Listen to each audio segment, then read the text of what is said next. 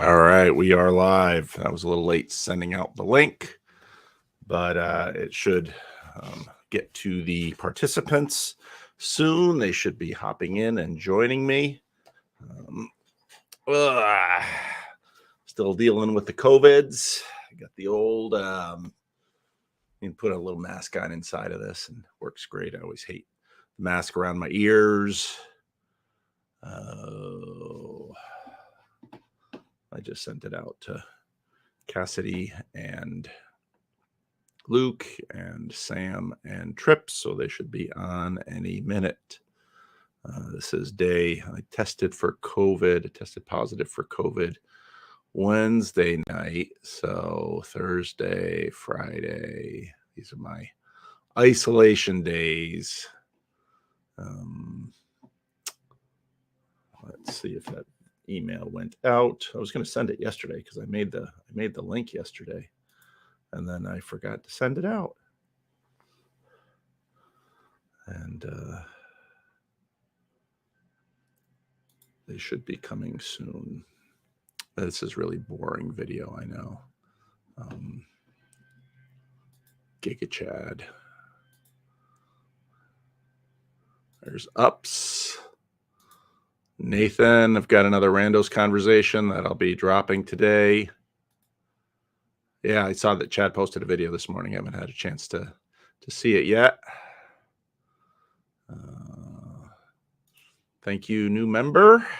Awesome. Oh, here comes Cassidy. Oh, here comes Godzilla. Sam wanted to talk about Godzilla too, so this is going to be movie talk today. I know he's been telling me how Godzilla is a better movie than Barbie, and I haven't seen it yet, so I can't judge. But I don't know. Rick and his brother saw Godzilla, and Rick said it was great. So, yeah, sounds like Godzilla's a good movie. That's a good thing. It sounds like a very interesting premise for a movie. So, different from all the more recent Godzillas. And there's Sam, and then.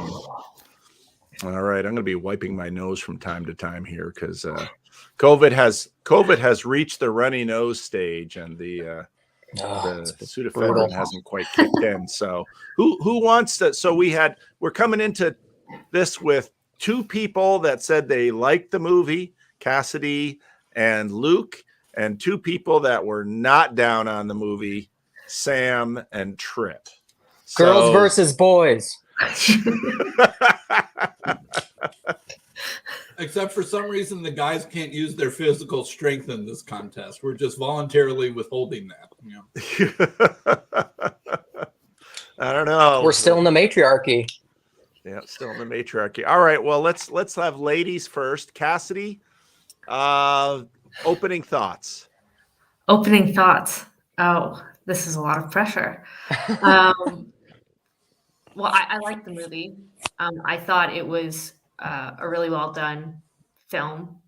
And as a filmmaker, it's sort of like was a beautifully done film technically, but I think the way that they did the comedy as well was very smart. And I think it handled a situation in a conversation that has gotten sort of ridiculous in a way that made it less divisive to talk about it, or at least for some, and it opened up the absurdity of what we do in real life. And I really liked it. And I thought as a woman, it was an interesting conversation to have because I think the story about womanhood is very complicated for modern people. Okay. All right. I rewatched it last night with my wife during our COVID isolation. So my perspectives, I forgot to bring my notes though. Shoot. All right. Luke, why? Yes. So I agree that I think it's very well done. I mean, there's a lot of points where I could go into the detail of why I think that is. I think a lot of what they're doing is playing off of the assumption or the binary of superficial and deep. I think they're really playing with that a lot. And ultimately, I think it touches on the deepest things about what it means to be a human being. Because I think it's I mean, I would argue it's kind of about the choice of incarnation, the choice to be and to enter into suffering versus staying some ideal, heavenly, perfect, untouchable thing. Okay. All right. Sam, you're up. Well, everyone knows I don't like Incarnation, so Right? Exactly. I didn't like Barbie. No, I mean, I thought that there were a lot of really good parts of the movie, and there was a lot of things that it did well. I thought the acting was good, the costumes, and so many things about it were really, really good, and it was fun to watch. And it was clearly trying to play in the archetypal realm of male and female and gender role stuff. And so it was clearly tapping into mythological forces and ideas. And I just don't feel like it really was able to deliver on the sort of promise that it started with at the beginning of the movie. I might also have COVID too. I don't know. My voice is a little hoarse today. And I'm not sure if it de-escalated the male versus female culture war, really. I think that there are a lot of guys. I didn't personally feel this way because I'm very secure in my masculinity, but I think that there are a lot of guys who might have felt blamed or thrown under the bus by Barbie. And for a lot of guys, they feel very blamed and thrown under the bus already. And I felt like maybe there's a lot of people who felt like Barbie kicked them while they're down or something like that. Well, suck it up. You've been in charge forever. Yeah, I sucked it up. You know, I can Well, take it. to be fair, I did put the caveat for some people Yeah. because I do think for some it heightens something, but we can get into that. All right. But it does seem open to multiple interpretations, which is interesting and I think suggests that there is some quality to it. It also might suggest that it just didn't know what it was doing. And so I sometimes I struggle with, was this brilliant in unfolding multiple layers, or is it just a ink blob Rorschach that you can pick up the pieces and assemble different stories and ideas from? And that's sort of what Tripp, Luke, and I have been sort of going back and forth on. Okay. Well, okay, Tripp, bring the thunder. Okay. Yeah. So I'm gonna. I know Luke is probably taking a deep breath right now. He's about to like yell at me. Here's the thing. The movie. First of all, I like Gerwig. I love some of her earlier work, and I thought that it was a really well made movie. I thought that Barbie Land looked really cool. It was like very Wes Anderson style, and it like she knows what she's doing. I thought it had some really interesting ideas. I don't think it knew what it wanted to be. That's my problem. I don't think that the things landed the way that I think it is a Rorschach test where depending on where you're sitting at, you're going to look at it and think very different things of it. But I don't think that it was intentionally. And I have quotes from Greta Gerwig that like I think represent this about the film. I don't think that it actually knew the message that it wanted to send. And that's why it's open to so many interpretations. And that's why I think that, you know, you can come to it and there are some good things that I really liked about it. But the fact that we're sitting here, I think it illustrates the confusion. I mean, we talk about I think that it actually in some ways illustrates the confusion of our culture about gender and politics and a lot of these things. The fact that it was, in my opinion, in a confused film, but then also the fact that we're arguing about what it actually was trying to say is it's not a virtue of the film. Like, that's not a good thing. I think that's something that we're saying something about our culture and the way we're looking at these things. But the film itself, I think, was a confused mess. I'm just going to say it. I think it was a confused mess. I think that there were really some cool ideas. and some really great scenes that I really liked, but the film itself didn't work for me. So yeah, I'll stop. And when you say didn't work for you, what do you mean by that? It means I don't know what it was trying to say. I don't know what it was actually trying to communicate or anything else. I think that it was so self-contradictory that it undermined, I think, even the good parts of the film. And that's where it just didn't, I don't think that it worked. And I think that we're going to look back on this. I mean, I do think that Josh Gibbs was right whenever he wrote about this, that, you know, it's kind of like the girls' version of Fight Club, where it's like it knows what it's against, it doesn't know what it's for. And I think that's right. And I think that that's where you're just like, okay, the heart of the movie, the moral, like all that, there's no payoff to the movie, and that is bad if you're telling a story. It's not going to last well. So, Okay, can I say two things? go ahead.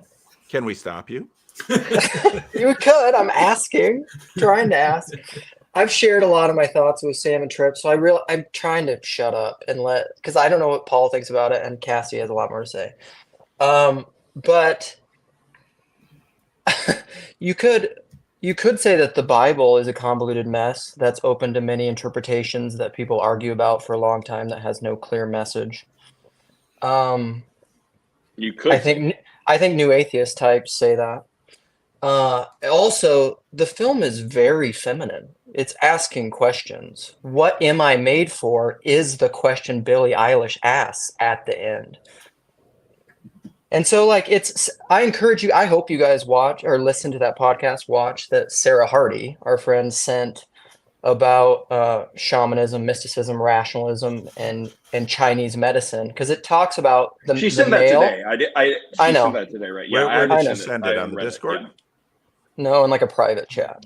Well, I'll share that it. helps all of us. I'll share it. I'll put it on the Discord. I'll share it with you, Paul. I'll give it to Cassidy. Let me put it But in the comments here.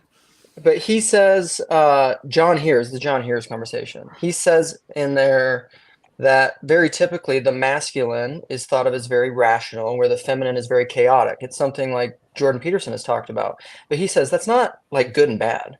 Being rational inclined is not a good thing. You guys want the movie to be rational. Well, so I won't talk about Godzilla too much, but I saw Godzilla not last night, but the night before. And I feel like Godzilla was operating at multiple levels, had multiple kind of stories going on. Like there's the characters, there's the story of like Japan after the war, and there's the story of like fighting the Leviathan chaos monster. And so it's got multiple things going on. It's dealing with tragedy, guilt, honor, war, post-traumatic stress, all these different things. But it like comes together and coheres at the end. And the ending is kind of both surprising and amazing and sort of ties a bow on it. Not saying that like it's like I can give you one propositional sentence that like this was the message of Godzilla, because it's still more complicated than that. But it like, I don't know, it comes together and coheres. There's a payoff. There's a payoff. Yes. And obviously Godzilla is a much more masculine movie than Barbie, but I'm just contrasting. Like Barbie, it felt like the ending was like fumble or, you know, something. It felt like someone not sticking the landing at the end of a gymnast routine. But there was a lot of interesting things that happened before the ending. I don't know. Geez, woman, what do you want? Just tell me. Maybe it's a little bit, maybe you're a little bit right. I track with a lot of what you're saying here. Watching it again last night, there are movies that are behind this movie. The Matrix is definitely behind this movie. Yes. There's a number of scenes where it's, you mean the 2001 The Space Odyssey is another one. Like, yeah. yes. You Like, guys, it's an ode to movie making in is. some larger And sense. And it's an Gerwig ode. knows what she's doing. It's really good. Like, I mean, it's really well made. She's making references all over the place to movie making. So like, it's not that I think it was poorly made. I just think it was confused. Now, I think at heart, it's a Peter Pan movie. It's a feminine Peter Pan movie. because the question is between the mother and the daughter. There's all the tension of growing up. And then between Ruth and Barbie, what's hilarious for me is that my sister's named Ruth and my mother's named Barb. And my sister always complains about her name because she says it's an old lady's name. And so I first saw the movie in Massachusetts with my sister and my mother, and my sister's like, see? And so I think there's deep Peter Pan themes in this movie, both for Ken, because they are the Kens are the Lost Boys. And then the whole question is Barbie. I thought about Sam actually at the end of the movie, because when I saw a lot of the movie is, like many of you said, they're just sort of processing things throughout the movie. And so, trying on all, they're just processing things. Is this the answer? No. Is this the answer? No. And then finally at the end of the movie, when they want to give their answer, it's typical American Hollywood, New England transcendentalism. Look inside yourself. The answer's in there somewhere. Find yourself, discover your, yes, it's that. Like the meet your maker scene, that your maker is supposed to have something to tell you about who you are, but the maker doesn't even know who you are. You have to know who you are. Right. You have to, the maker can't decide who you are. You have to decide for yourself. So, and that's bad. That's not true. No, it isn't true, Luke. All right. I think there's something interesting about Barbie being a created world from a human maker, right? So in some way, Ruth is the god of Barbie land, right? And what was her purpose for it? Well, it was to make this world that empowered women and did all of these things. And when you're in Barbie world, you think all is perfect, all is great. And then when it's clashing with reality, which is not really reality, it's this absurdist reality that you're coming to terms with. Well, actually, it's like weaved in with other things, but you're having this sort of dialogue in this idea of God and creation and humans, and what do we have as what power do we have as creators and consumers and as humans? That's something that I kind of got from it at the end. And whether her point was to say you can decide what it is or not, if that's her intention, I don't know. I think I have more faith in Greta Gerwig and her interest in religion to say that she's just saying, decide whatever is good for you. I think she is kind of poking to something deeper than that. But I think that question of understanding what we're made for, to understand our place as men and women and the human dynamics that go between those things, is a really interesting one that can open a lot of questions. And we might call it confused, but I think Greta did something really brilliant, which was playing off this childhood wonder that we have as kids to highlight something that is very intriguing to adults and all humans, of men and women, the way we interact and the human dynamics of what we're made for and how we create in the world. It was really interesting to me. And I think she's doing this complicated dance of weaving absurdity on both sides of the aisle with sort of, and like going into these spaces of more real moments. And I thought it was very interesting. And it's not linear in the way that some people would like, but I don't think I would call it confused. I didn't think it was confused. I liked the movie. I liked the movie a lot. I enjoyed watching it again. I enjoyed watching it again the second time. I think it was skillful with respect to dealing with the shallowness of the memes. Contra Ben Shapiro, I don't think it was a movie that was pro-patriarchy. I don't think this was like a feminist screed. I don't agree with that take at all. No. Like that's not what it was doing. It was definitely more nuanced than that. That perspective was given voice in some of the characters and in some of the dialogue, but that's different than it being the message. Right. And it was definitely a two worlds mythology. Yeah. I mean, it's kind of like. Go ahead, Tripp. Sam. No, I was just going to say It's Pinocchio-like, right? I couldn't decide if it's a Pinocchio movie, a Toy Story movie, or if it's like some weird gender-inverted Adam and Eve story, where Eve is actually the one made first, and man is made to serve Eve, and it's sort of like a upside down gender. I do think that was part of it, right? Is like that was part of what they were doing with Barbie Land, and I think that like the relationship between Barbie Land and the real world is what made it really, really confused. And I will say, in kind of defense of the Ben Shapiro takes, is that at parts of the movie it invites you to view it politically. Like there's a whole scene where they talk about Citizens United. This movie was marketed as, if you like Barbie, you'll like this movie. There's some of that. They're playing on that. Like, and no doubt this Christmas, I bet Barbie sales will go through the roof. I mean, that's part of the pitch to Mattel. But I think they're trampling down consumerism and marketing by good art.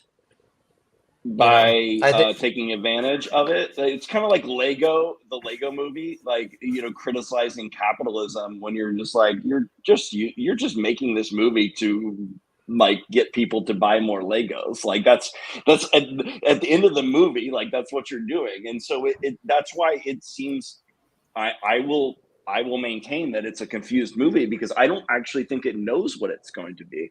And I'm going to read you a quote from Greta Gerwig. So it's not actually just my, like, this is about the scene. Do you guys remember it? Whenever Barbie's sitting next to the older woman on the bench, right? It was a beautiful scene, actually. I really enjoyed it. This is what Greta said. I love that scene so much. And the older woman on the bench is the costume designer, Anne Roth. She's a legend. It's a cul-de-sac of a moment, in a way. It doesn't lead anywhere. And in early cuts, looking at the movie, it was suggested, well, you could cut it, and actually the story would move on just the same. And I said, if I cut the scene, I don't know what this movie is about. That's how I saw it. To me, this is the heart of the movie, that scene. The way Margot Robbie plays it is so gentle and unforced. There's the more outrageous elements of the movie. People say, oh my God, I can't believe Mattel let you do this. Or I can't believe Warner Brothers let you do this. But to me, the part that I believe that is still in the movie, that I can't believe that is still in the movie, is this little cul-de-sac of the moment that doesn't lead anywhere except for it's the heart of the movie. Okay, if the heart of the movie doesn't lead anywhere, that's not a praise or a virtue of the story that you're telling. I'm sorry. I'm sorry. No. Tripp, Depends if you're you're trying to arguing make a rationality masculine versus film or a chaos. feminine film. No. It depends Exactly. if you're trying This to is make exactly what I masculine film said. or a feminine film. It's 100 that no. I will fight you on that. Cassidy and I spoke about this, and Cassidy brought this up. The heart of the movie could be removed, and the plot would continue nonetheless, and it doesn't lead anywhere. You have written a bad story that will not last well. I'm sorry. Like that's no. Like name Don't you think this is story. Don't you think this is the Vervaeke narratival versus what's the other one? Nominal. Okay, let me see if we can bring a little bit more progress to this impasse. I think Byrne's take on the Barbie film, which is on Byrne's channel, is important to see because Byrne gives a lot of historical context. Barbie arises, and Byrne is dead on right. Barbie arises as there's one point in the movie where Barbie says, "I'm not a bimbo." The Barbie doll was a bimbo.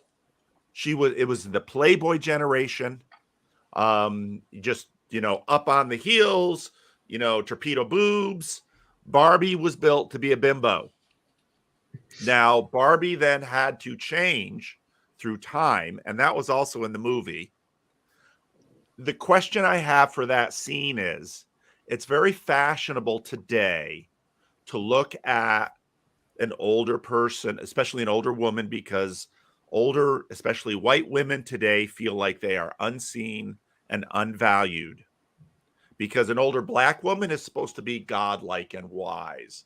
An older non-white woman is supposed to have cultural heft and divinity in a sense, but an older white woman is pointless. I hear this from a lot of older white women. So the question is, okay, you say she's beautiful.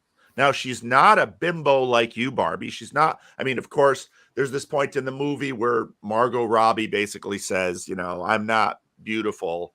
And then there's a little voiceover that says, well, we dramatically cast this poorly because what is obvious to everyone is that Margot Robbie is astoundingly beautiful. Right. No, she's mid. No, I mean, this is so why is, what does that mean that the older woman is beautiful beyond just this new thing that we have in our language, where the other word that is used all the time is amazing. You're amazing. This is amazing. Amazing, amazing, amazing, amazing. What about the woman is beautiful? And I think, again, this goes back to the Peter Pan and the question of growing up. And then don't forget what causes the portal and the rift in the continuum, however they want to phrase that, is incessant thoughts of death, Barbie. So what about the woman is beautiful? And I think human or film is much more than just about stories. It's about understanding humans. And to say that a scene doesn't move a story along, it therefore doesn't make any sense in a movie, stands in the face of a history of realism that has been very powerful in the shaping of filmmaking. Like The Bicycle Thief is one of my favorite films.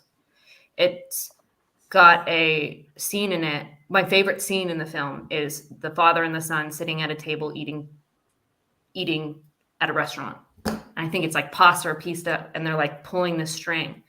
And it's this little human moment in this very sort of dark story that like gets you connected with the humanity of people.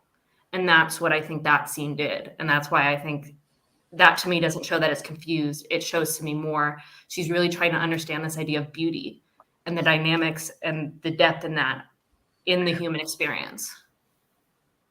But again, Or what about the woman is now relationally, because she is a survivor of the age of decay?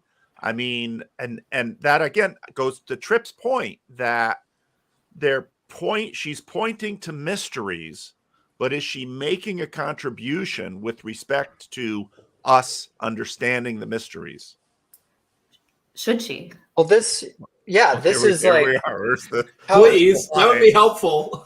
It would, what yeah, is proper? If you're going to write a story, it would be really helpful if you did that. Okay, what is proper understanding? My favorite filmmaker of all time is Terrence Malick. Tree of Life. Most people watch that and are like, why did you waste 2.5 hours of my life? What was that about? And Terrence Malick explicitly is Heideggerian in his approach, because he says, my goal is to change the way you perceive the world, not to change your ideas about the world. This is why I bring up Polanyi all the time. Modernist assumptions of knowledge and narrative is that it's conscious, articulable, encapsulatable. That's not what knowledge is, people. It's not the fullness of knowledge. Paul, you talk about this all the time. But my question then is, how does this movie do that? Expand on if that we're question. arguing about that, that's a problem. That's the issue. Because like, I mean, with a Terrence Malick movie, you're right, Luke. With a Terrence Malick movie, you tend to, at the end of it, you have often sort of an experience of the ineffable. And that's what you're asking. That's what you're pointing to. That, okay, maybe we can't put words on it. It's ineffable. We have an experience of ineffable. It's deliverable to people. At the end of this movie, I did not get a sense of the ineffable.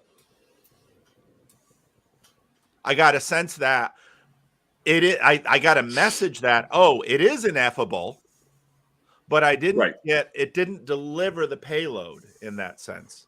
Yeah. I think where Terrence Malick, I think, does. Well, we talked about this, like, I think Tripp asked me, or Sam, maybe somebody asked me if it made me cry. And I said it did the second time, because that, I think I think that scene when she's choosing to, it's after all these speeches, it's after all this difficulties, all the how hard it is to be a woman, childbirth, child rearing, the struggle with her daughter. What it's asking Barbie is like, do you want that? Do you want that kind of beauty that this old woman has? It's entering into the pain of suffering, and she chooses to do it. And then everybody thinks this is a joke at the end. Spoiler alert. Then where does she go? What's the very last scene? What does she do? She goes to the OB because she gets a vagina. Guess what that is? Procreation. She goes Person to the making. gynecologist. She does not go to the Gynecologist. obstetrician.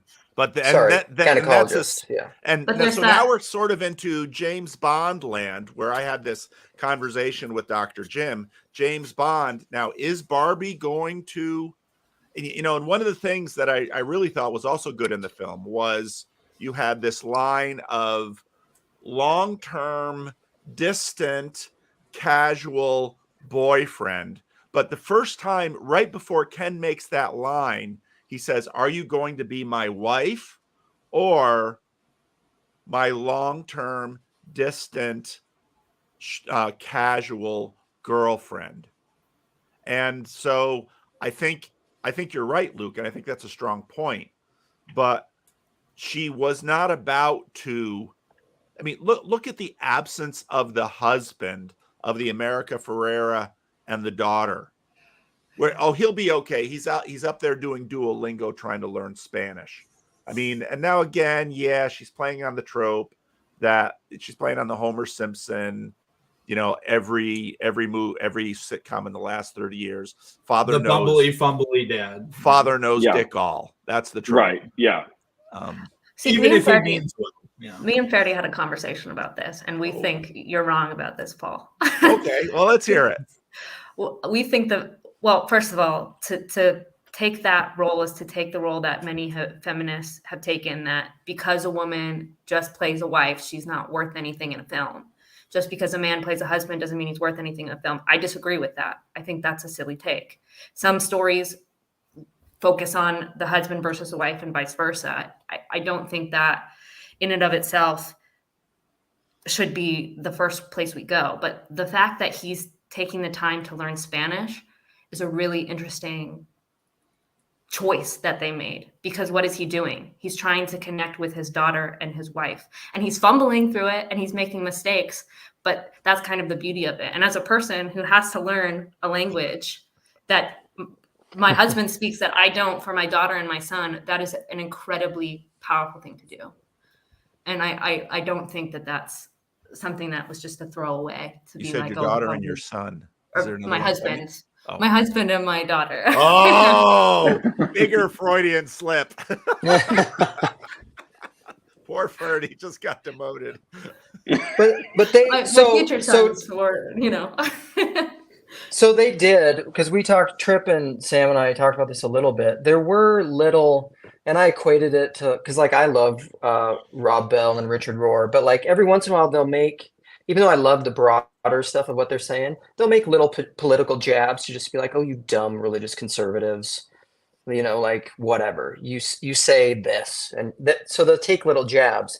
There was a point, like my son watched it, and well, dang it, I don't want to say what he thought now in this format, but like there was a section where that scene that we're talking about, where the daughter said something like, you're, what it was like co-opting the culture or something, with him trying to learn Spanish, or he's trying to love you and learn the language of your mother and your native language. But can you guys agree with us then that they're much more specific about you're a dumb cultural conservative than this like kind of mixed, like, oh, but this guy is doing all of this effort and those kind of things, and learning about it, because they mention, I don't even know how many times they mentioned the word patriarchy in this movie, but it was a lot. And they're doing this and they're inviting you to be political, but they're much more specific and on the nose about the critiques of the patriarchy than they are on the opposite when guys are actually making efforts or those kind of things. Like, I don't think that that's questionable. So, I mean, Sam, you haven't talked a lot, and so maybe no, it's okay. But there were multiple of those political jabs, whether it's a reference to Citizens United or the Supreme Court and Roe v. Wade sort of things, and very not subtle, but not very subtle, jabs like, the Democrats are on the right path, and, can't we all just like agree about that together? As if like doing that thing where it assumes everybody is on the same political page about who the bad guys and the good guys are. And it wasn't that. I didn't feel like those were at the level of just characters saying things, but not the level of the top. I felt like that was actually at the level of the top because they were the meta jokes or something like that comes from the sort of the superstructure of the writers or something like that. And I felt like that really multiple times just detracted from the movie, as if the main point is to just vote for the right political party or something like that. Yeah. I don't know. I read it differently. Now, whether she meant it that way or not, but the way that they talked about the patriarchy and stuff, it felt like, oh, isn't this a pretty picture with a bow on it? Yet it's not what it seems. And you see that through like the Barbies. Well, we fixed everything. Feminism fixed everything, right? And then you go to the real world and say, okay, well, not everything's fixed. But then what does she do at the end of the film? Yeah. She chooses to enter the world.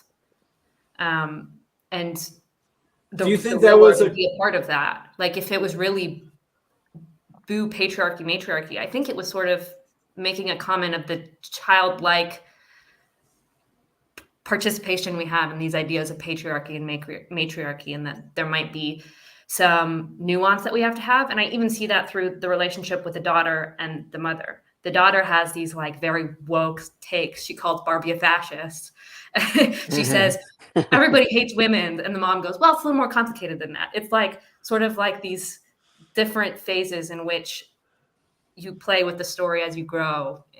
I don't know. I felt like she was sort of poking at that. And the beginning part, when they did the first sort of Barbie Mattel scene, there was something in the Barbie's eyes and everything that felt like the crazy eyes. Like it felt like, isn't this great? And I don't think she did that. Like she made it so superficial and plastic. I don't think she did that without thought. It's playing, I agree it's with playing that. on the superficial thing, because that's another thing. Like I'll agree with you. I watched this in Minneapolis, like the city of Minneapolis. And so like I paid attention to where like all the people in the crowd were cheering and clapping and thought it was great. It was the political points. But I think the irony is that they're having a superficial take and there are deeper points being made, to Cassidy's point. Yeah, So So whatever, take it politically. Fine. So Aaron asked, and I think this is a good question. People still watch The Matrix 24 years later. Do you think people will keep watching Barbie for decades to come?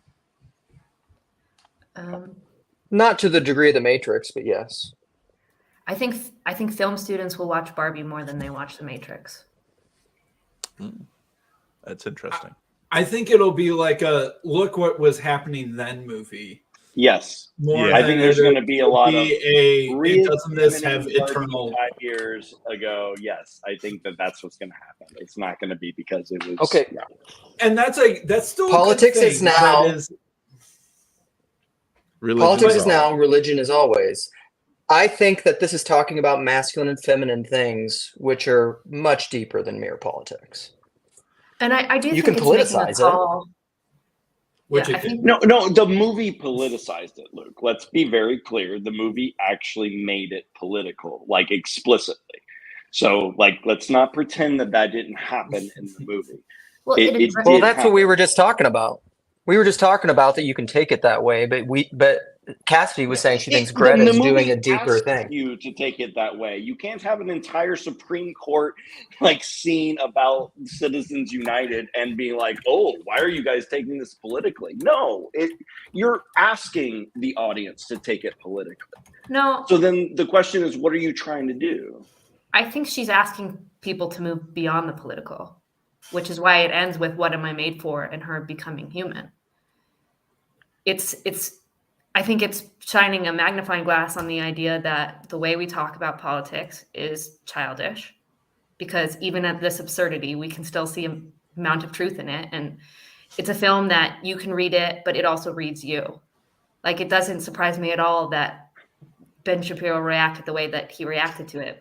But what does it do? It's the point of the Because he's Rorschach. Ben Shapiro. It highlights what she's talking about. And it's the same with the left. I've seen a lot of people talking about Barbie being like, from the left, saying this is like a story about reclaiming womanhood because we can wear pink. And I'm like, Right. Are you kidding me?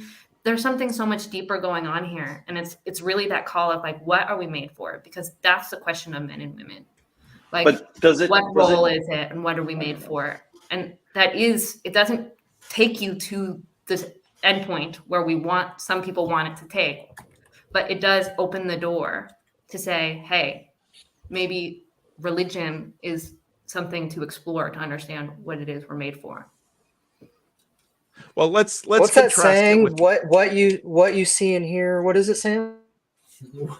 What you What see is in it? here What is you see in dependent here on where you're standing, what sort of Depends a person lot you upon. are. Yeah. Huh? That's a good one. Well, let's Yeah. contrast it to Mean Girls, because Mean Girls is still with us. Why is Mean Girls still with us, and Barbie might not be with us 20 years from now, except as a look back into, remember the 2020s? I think Mean Girls wasn't trying quite as hard as Barbie was, and wasn't quite as like. So obviously, Mean Girls is awesome because it's set at my own high school. You wonder what sort of neighborhood I grew up in, Paul. I literally went to the high school that Mean Girls is set at. The mall I have that to they go, rewatch Mean Girls now. the mall they go to in the movie is the mall I would go to as a teenager. That so that's is obviously awesome. why it's the best. That's But awesome. I mean, I think that Mean Girls, there is a little bit clearer of a structure, and it's sort of capturing just like that eternal dynamic of female competition that Right. I think it just does a really good job of that. And it has some really funny characters and moments and stuff like that, and memeable places. And not that Barbie doesn't have some memeable places, but I think that Mean Girls was a much more archetypal story that has a structure and a payoff that Barbie, I'm not quite sure what Barbie's archetypal plotline is. It seems Also, to have genre. a couple, Also, but none I of would them. say genre-wise, it's very much clear that Mean Girls was trying to be a comedy. At various places in Barbie, it's very funny, and then at other places you get like this like lecture kind of screed, and it just feels tonally like dissonant to me, and in ways that like kind of makes me wonder, am I supposed to take it seriously or am I not? And I think that that's the problem, is that you can't, like, you don't know how to take this movie, because I don't think it knows how to take itself. If I'm like, that's why I feel like I'm going to be honest. I enjoyed the movie. I've watched it 3 times. I don't think that it's actually like, I think that it's confused, but it's interesting in various places, which is why we're talking about it, right? It's because it's actually interesting.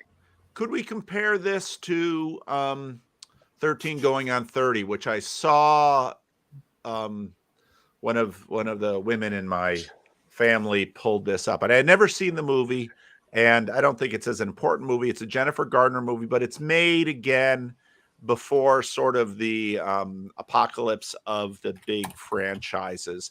And in some ways it was similar in that there's a question of growing up, and it was a rom-com, so it was definitely more shallow, but it's Came out interesting. the same year as Mean Girls. Exact same year as Mean Girls. Really?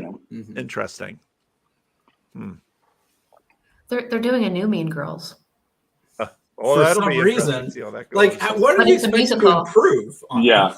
It's a musical. Sam is a Not big good fan movie. of Mean Girls. See, the problem is I don't remember any of these. He's just not that into you. I've seen that like 4 or 5 times. That's much better. I like that movie. It's a great movie. So, like, I feel like we haven't talked about what obviously was the best part of the movie was Ken and Yes. Ryan Gosling as Ken. I actually felt like he was like hard the for me to only real disagree. character. And maybe just I can only relate to masculine characters because of my limited, gender category perspective. But I feel like Ken was the only character who kind of had like motivations and like a little bit of growth and stuff that actually seemed like a developed, character that could relate to. And I felt happy when he was happy or sad when he was sad and that sort of thing. I agree. Well, I mean, Ken he was- is our Ken ran generation's away with the greatest show and actor. what's that? I said I will agree. He is our generation's greatest actor. Really? Can you not hear I mean, me? I thought that Margot I mean- Robbie was really good at especially like she has more range. She showed more range in this movie than I thought that she had as an actress. Like I kind of up until now kind of thought of her like she's obviously gorgeous, but she like in this movie she showed me things that I didn't know that she had as an actress, and I really liked that. But yeah, I think Ken is the most relatable character because he has the clearest motivations and what he's looking at, and I like he's the one that I understood at least, even if I thought we can talk about Ken like for a while, but then I also want to talk about like the real world versus Barbie world dichotomy that they set up in this, because that's another issue I think that happens with the movie. But I thought Ken was great. I thought that Ryan Gosling was awesome in it. Now again. So I getting want back to make it clear. Good, Luke. Make it clear. Sorry, I want to make it clear that I love Ryan Gosling. He is my favorite actor. I've seen all of his films. But Margot Robbie was better in this. Are you kidding me? She's so much better in this. Like she was I don't think amazing. Ken's character was better The best written than character. Barbie. Yes, Oh. I agree. Not just acting wise, but like as a character, I felt like Ken was more of a real character than Barbie was. But to get back to the question of finally the payload or the payoff of the movie, again, at the end, it's just classic American New England transcendentalism. It's what is Ken's takeaway? I've got to discover myself and be it's authenticity. I've got to be my unique individual. I've got to reach down inside to the secret, sacred self, try to discover myself, and then play that out on the outside. Yeah, but there's seeds of that in Christianity, right? Like, but it's that question of like the yes and. Yes, there's something true about being authentic, being sorry, Luke, your face is like so big on screaming. Everyone's staring at Luke's face right now. There's something true about that, but then I think there is the other question that we're not asking in American films of, well, what responsibility do we have? Yeah. I mean, because the long-term casual boyfriend, that's where the and that is one of the deep weaknesses of the movie, which at the art conference, Farrell made the point, and Peterson makes the point. The real power of humanity is men and women working together. That is the real power of humanity. And we were just left with individualism in the movie. Here's a question that I would like all of your answers for. Why didn't, or maybe why couldn't, or maybe why shouldn't the movie just end in sort of, in some sense, the obvious ending of Barbie and Ken getting together and becoming real people together, and you're visiting the obstetrician instead of the gynecologist? Why not that? Because I It's a think good question. the way the rest of the movie played, it didn't make sense. Because Go ahead. Because yeah, that's sort of, and this is something I've been thinking about too, about sort of this rewriting stories. We talk about classic Disney fairy tales. They always end with the prince, and people are mad because they're rewriting the ending. Well, why are we surprised that Disney is rewriting the ending? Because they already rewrote those endings. The Grimm fairy tales are very dark. You know, Little Mermaid did not end with a marriage and two worlds coming together. It ended with her becoming sea foam and, you know, memorizing the life of suffering. I think this is a swing back to sort of ask that question of, or question the idol of romantic love being the purpose for men and women. Now, it certainly can give us meaning. And like, I think there is something very sacred to that. I'm not minimizing marriage there, but to me, it would feel like a cop-out the way that they developed the story. If they had developed the story differently with different characters, maybe that would have been a good ending. But to me, I don't think that would have been a satisfying ending. Or maybe they're saying marriage could be an idol. Maybe you have to know who you are first. Because here's the thing, like, was Pinocchio involved in his own creation? This is the thing. This individualistic, transcendentalist, secret, sacred self, I think, is bogus. You don't understand Chalcedon. I think that's what's going on. All right, here's something mean- to consider. Now, we keep talking about Greta Gerwig.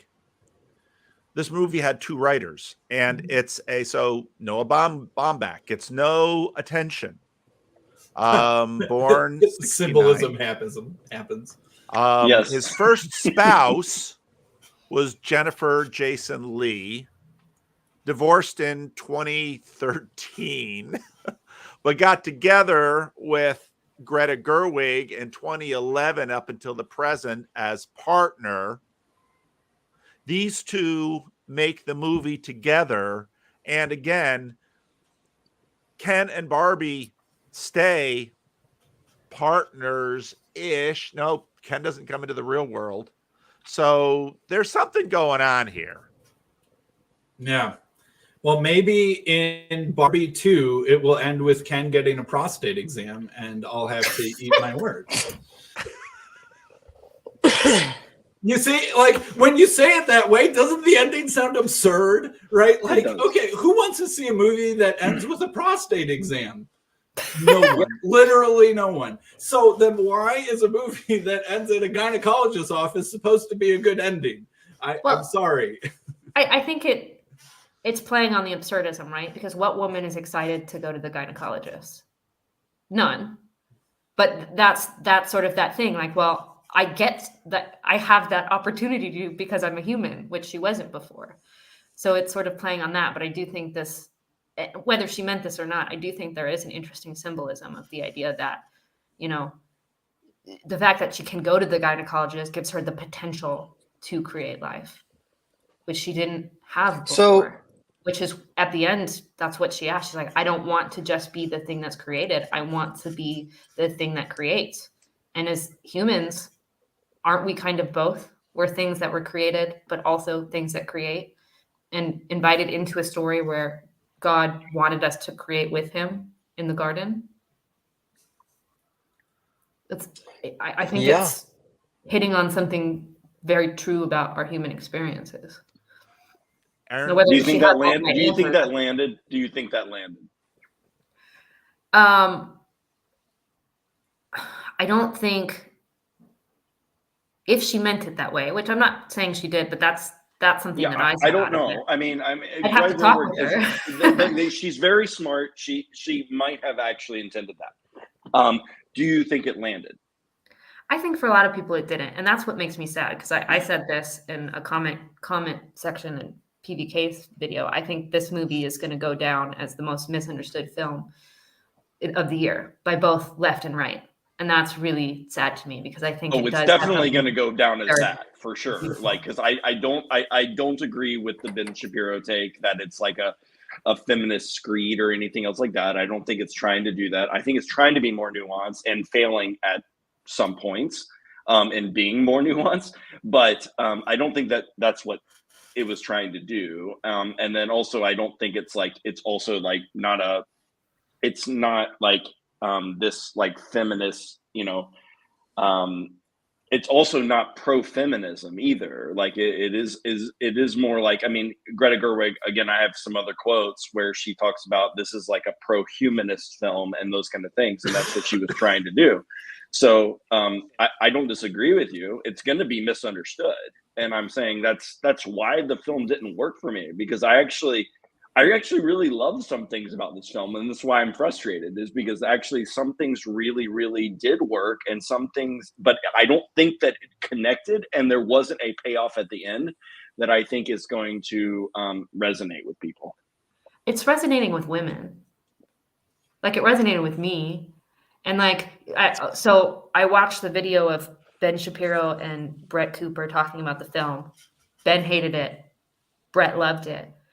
And Brett was Ben Shapiro was talking at the end, oh, it's stupid with the images. And Brett's like, oh, I cried at that part. She couldn't articulate why. But those tears, like, they mean something. Like, even if you can't articulate it, it's landing for women and some men. Rationality versus intuition. So my internet sucks. I'll just say one more thing and I'll go. But this would, I love it.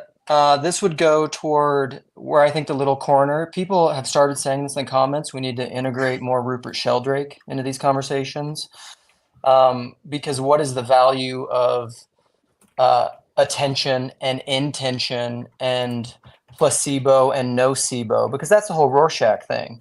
What you see in here, what do you want to see in this film? What do you not want to see in this film? You will probably not see what you don't want to see. And you'll probably see what you want to see, because that's the hard problem of all perception. You cannot divorce the perceived. I did not want to see any more of Luke, and I made it happen over the internet. My internet's terrible. All right. I love you guys. Bye. No, I'm just joking. Well, and just to clarify, my point to say that it's resonating with women doesn't mean that it's not resonating with men. Like, Verdi loved the movie, and he saw exactly what I saw.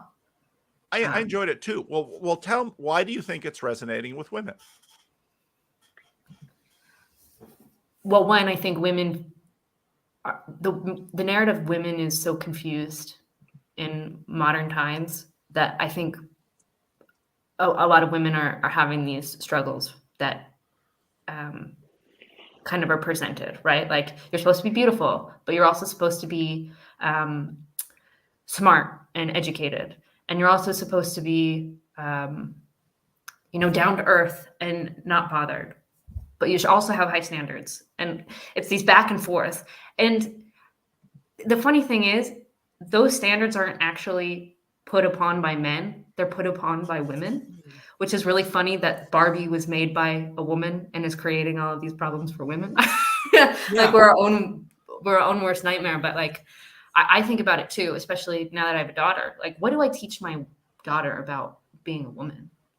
That's a really difficult question, because I don't even know that. And there's that commercial in the middle of the movie where it's like Depression Barbie, where she's like scrolling on Instagram and eating Starburst and watching Pride and Prejudice. And I thought it was really interesting because it's accurate. Every woman has done that with the BBC Pride and Prejudice. But there's something very interesting about why Pride and Prejudice.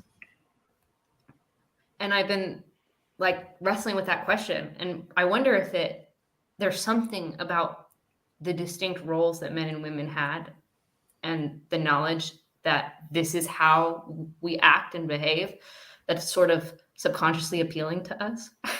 Or reassuring or grounding. Yeah. Where there's this thing where men and women have like a respect and dignity for each other, but it represents, like, it plays itself out in this different story, where right now men and like the whole Ken and Barbie thing. Why does Barbie choose to be the long-term non-committal girlfriend? Well, that's because I think a lot of women think that's what men want, because that's what we've been shown in movies for the last 50 years. Who's the hero? James Bond, Han Solo, the guys who, they get the girl and the love, but they don't want the long-term commitment in the marriage. But what was interesting about Barbie is they kind of flipped that on the head. What did Ken want at the end? He wanted to share the house with Barbie, which is what I think men really do want. But yeah, there's a disconnect in stories about what men want and what women want and how they're dialoguing. And I think Barbie played really well with those things by heightening the story to show that absurdity and connect to the idea of what men and really women actually do want, which is to work together in some way.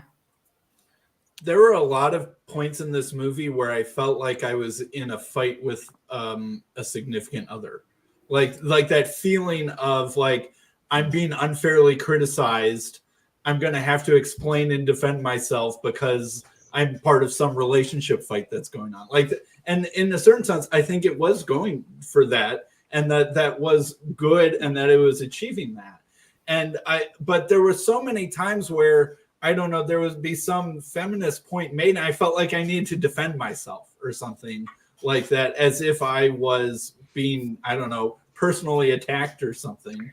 Yeah, well, and I think that's one of the things that is a weakness of the movie, is that it does feel unbalanced, in my opinion. Like, it does feel like the again, like I said earlier, like the critiques of the patriarchy are explicit and very visual and like known, and it's not, and also like you're moving from the Barbie world to the real world where the patriarchy exists, and it just feels very unbalanced, where the matriarchy is this fictional thing that doesn't really exist except in, you know, these girls' minds, but like the patriarchy is real and it's here, and Barbie's getting smacked on her butt on the beach in Southern California and all this kind of stuff, and it's so like, you're just like, okay, but you understand that that's not this, like Mattel board is not made up of a bunch of dudes. Like that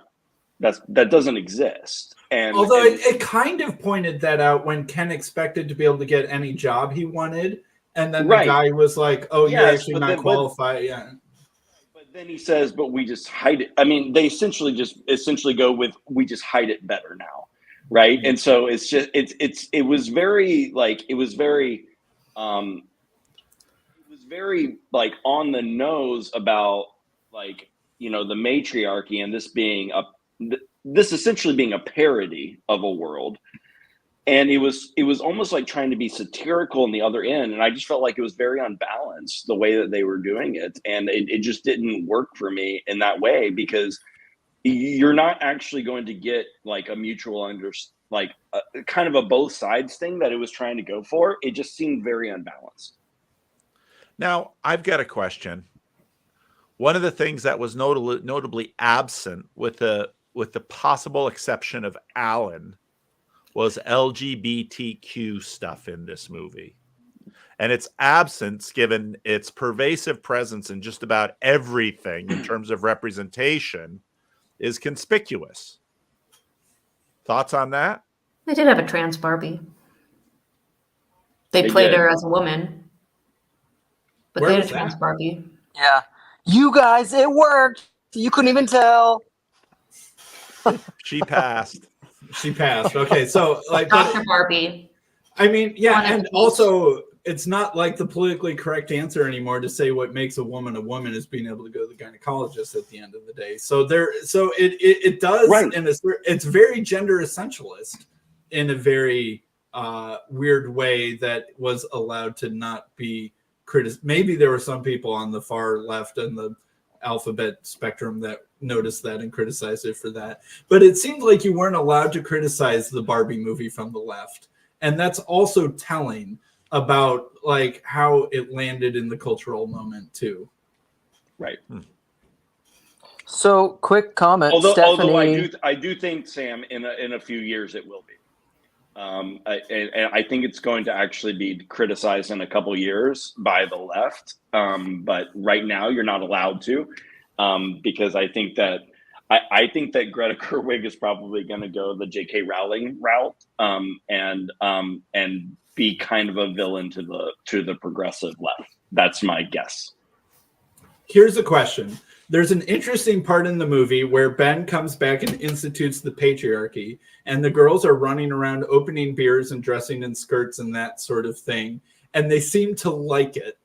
And the Kens like it, and the Barbies seem happier than they were in pre-Ken patriarchy Barbie land. But then that's sort of hinted at that was just because they had been mind warped or mind controlled or something like that. But there was a weird sort of conservative reactionary take to that was like, look, that actually is the better solution. And maybe it's not like beer pong and driving Hummers, but like that, if you invert it, that actually both sides were happier with the inversion, at least temporarily. And then they had to go back and like awoken their perspective to the matriarchy or something like that. But there was that brief period in the movie there that, like, I'm not sure if you're really supposed to be making the patriarchy look as happy for both sides as they seemingly were. But don't you think that was like a plug me back into the Matrix thing? They're happy because they're unconscious. It's just like Ken.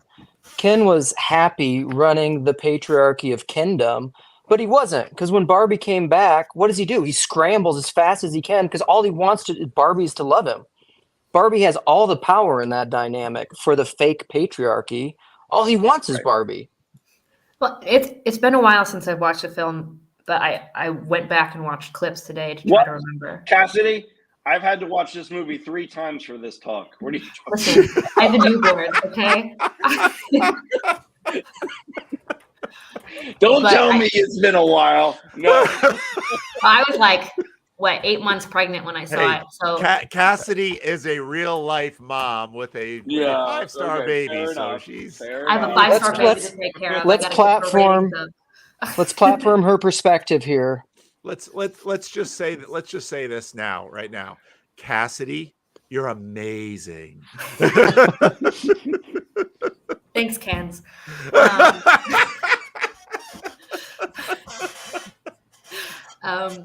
But I watched clips today to kind of like refresh my mind. And there was this one scene in the car where the mom and the daughter were driving away after Barbie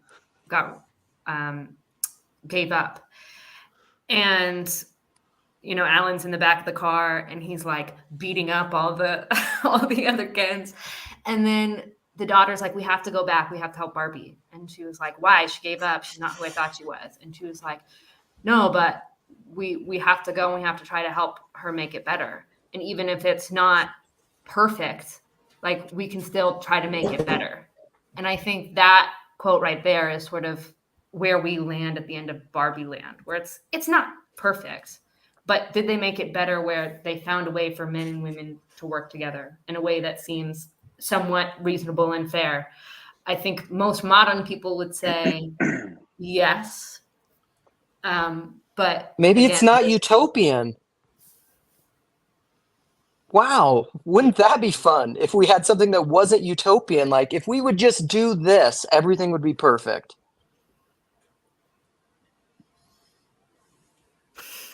I guess that's the show.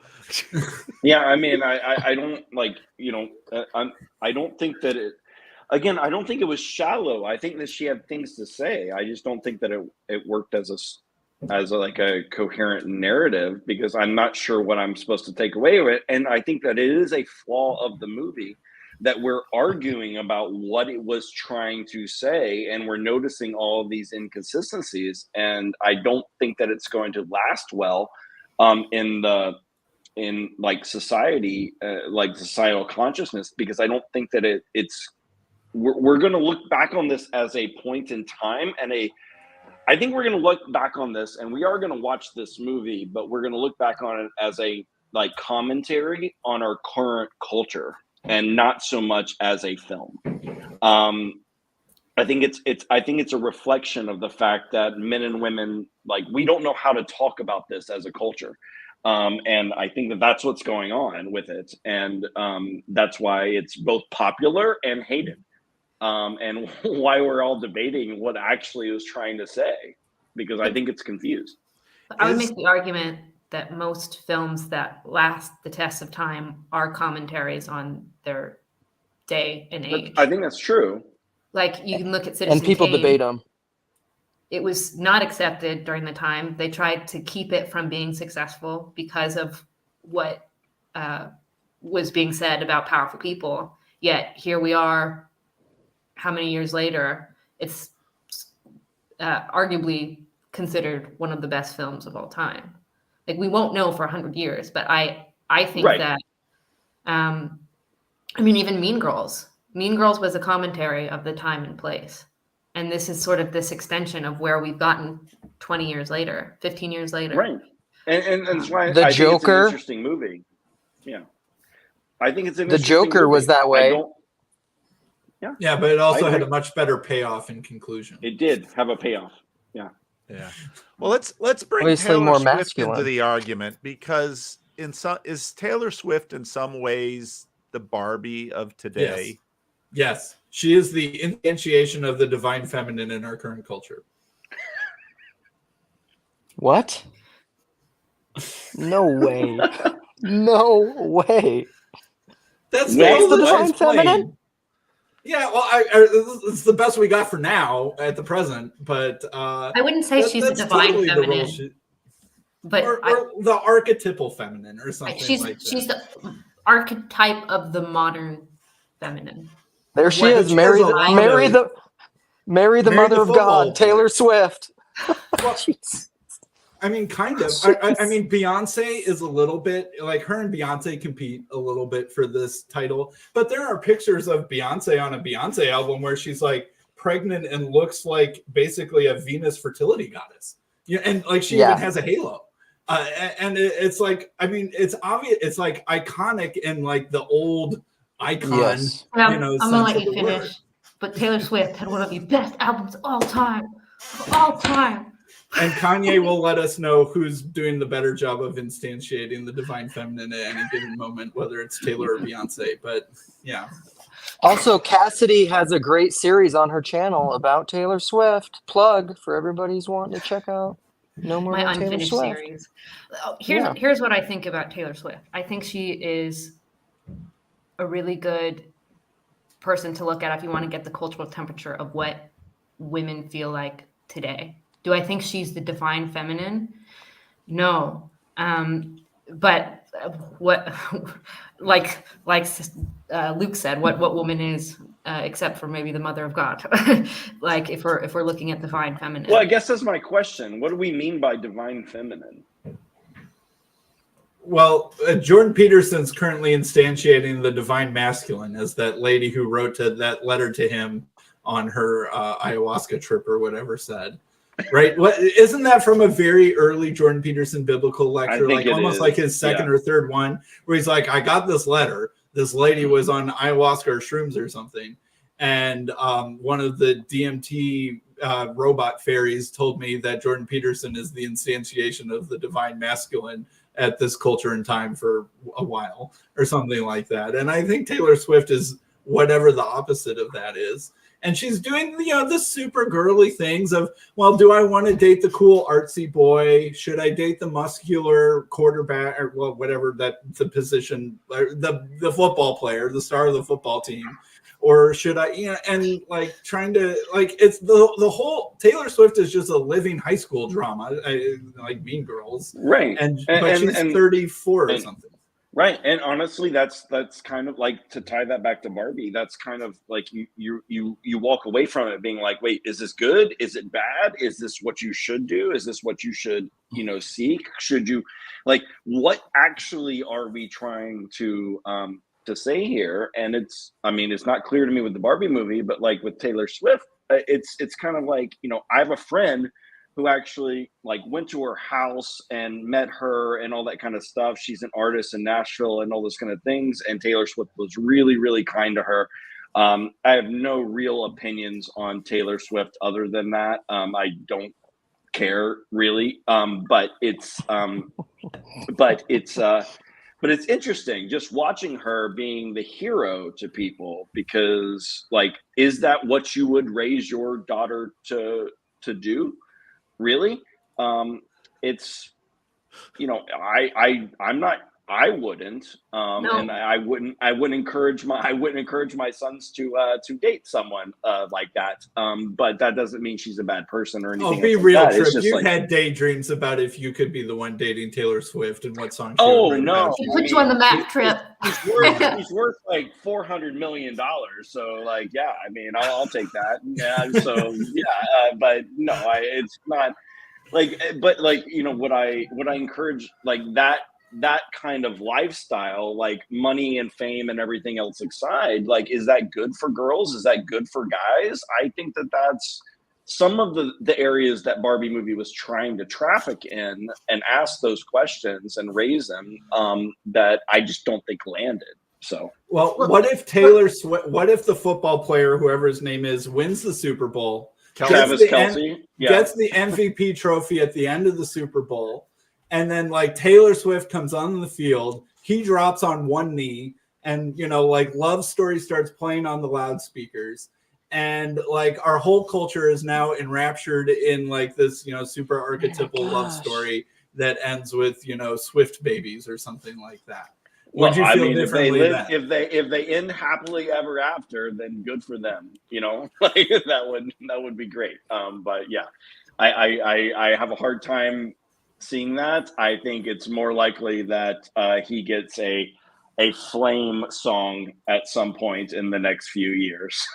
Could be worse. Could be worse. Who doesn't want to be immortalized in a Taylor That's Swift true song? too. It could be worse. Yeah. So here's something we're dancing around that I think we're not talking about directly. Is this idea of consumption versus creation. What responsibility does a creator have to put good morals into their songs, to tell true things, to pursue the good? And at what point is it the consumer to be able to wrestle with those questions themselves? Because they're also human. And why I think Taylor Swift has gained success is because she's cashed out the currency of vulnerability. She writes her own songs about people everybody knows, and she puts little hints to get people to dig, to try to get them to know her story better. And so she can feel known and her consumers can feel known. And that's what Barbie plays with too. It's this human relationship that they're really playing with that is drawing people in. And it's an interesting dynamic. And I think it will have a lot of consequences for her. Well, she's already experienced those consequences before in her career, but I think she will continue to experience those consequences if you play that game of leveraging parasocial relationships with art. But it certainly tells us something interesting about the lived stories of people. Because why are people connecting with her stories? Because they're living the same stories too, and they're feeling the same things she's feeling. And I feel really sad for Taylor Swift because I think it's a very lonely life she lives, and she's just trying her best to do good, and she has no idea what that looks like anymore. Wow, that's sad. That's sad.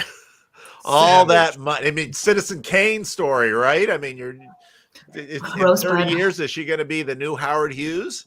I mean, listen to her new album, and that's hopefully the last video that I do on Taylor Swift, going through some of her album. It's this Midnights. It's 12 or 13, how she pitched it at first, 13 songs throughout sleepless nights in her life. And so she's going back and she's re-looking at relationships at 33 from when she was all these different times in her life. And it's an evolving album because since that album came out, she's lost a long-term partner. She's gained 2 more partners. There's songs that she keeps releasing from the vault, and it's growing this lore that surrounds Taylor Swift. Huh. And man, I just feel like her story is so resonant to so many other women just trying to pursue the good, which for a long time was marriage, family, and a happily ever after that the Disney fairy tales provided. And when they did that, they promoted it, but they didn't provide it. Or promoted, that's what I meant. Like, or set as the highest good. Wouldn't it be incredible if Taylor Swift at 50 came out really pissed off she never had children? I mean, that would be just the archetypal example of a woman who had absolutely everything except the one thing, which... Well, in that one of her songs, she talks about how she has a nightmare where she's like looking at her own funeral and her daughter-in-law, right, not her daughter, is fighting over the will, and the will says everything goes to her cat or something like that, right? Like, she seems aware of this possible bad ending to her own story. Wow. And honestly, I think that's, I mean, again, so my friend was telling me the story about meeting her, and she had this girl had a boyfriend at the time, and was, they were getting engaged and all this kind of stuff. And she was telling Taylor Swift about her boyfriend. And Taylor Swift she said, seems so enthusiastic. She's like, I hope one day I have a guy that I can talk about as enthusiastically as you're talking about this guy. I'm really happy for you. And so it's really sad to see that, that it's just like guy to guy to guy, as opposed to like, I think that, again, this is one of the criticisms, is that these films like Frozen, I would have this, this criticism of Barbie, all these kind of films, like they're not actually providing any positive aspect. It's just like a negative or neutral one, where it's just like, I'm just gonna like throw up the things that are problems, but you're not actually going, like, I'm not actually going to provide anything positive for you. And maybe that's not the point of these movies, although these are marketed to kids, so I think that maybe they should be. But that's my criticism of a lot of these films that try to traffic in these areas, is that they're not actually giving people morals to live by, to move forward with, that are going to resonate long term, or work. I mean, forget resonate, work. They're not going to work. Well, I think at this point, most creators are wrestling with those questions themselves. They don't have the Right. answer. So Yes. what responsibility do they have to give anybody answers? Because the answers they were given were fairy tales or half-truths. Right. All right, we're taking questions from the chat. Now, Lance didn't ask. I asked for all caps for the word question. Lance put his question in all caps. I feel But, like I'm being yelled at.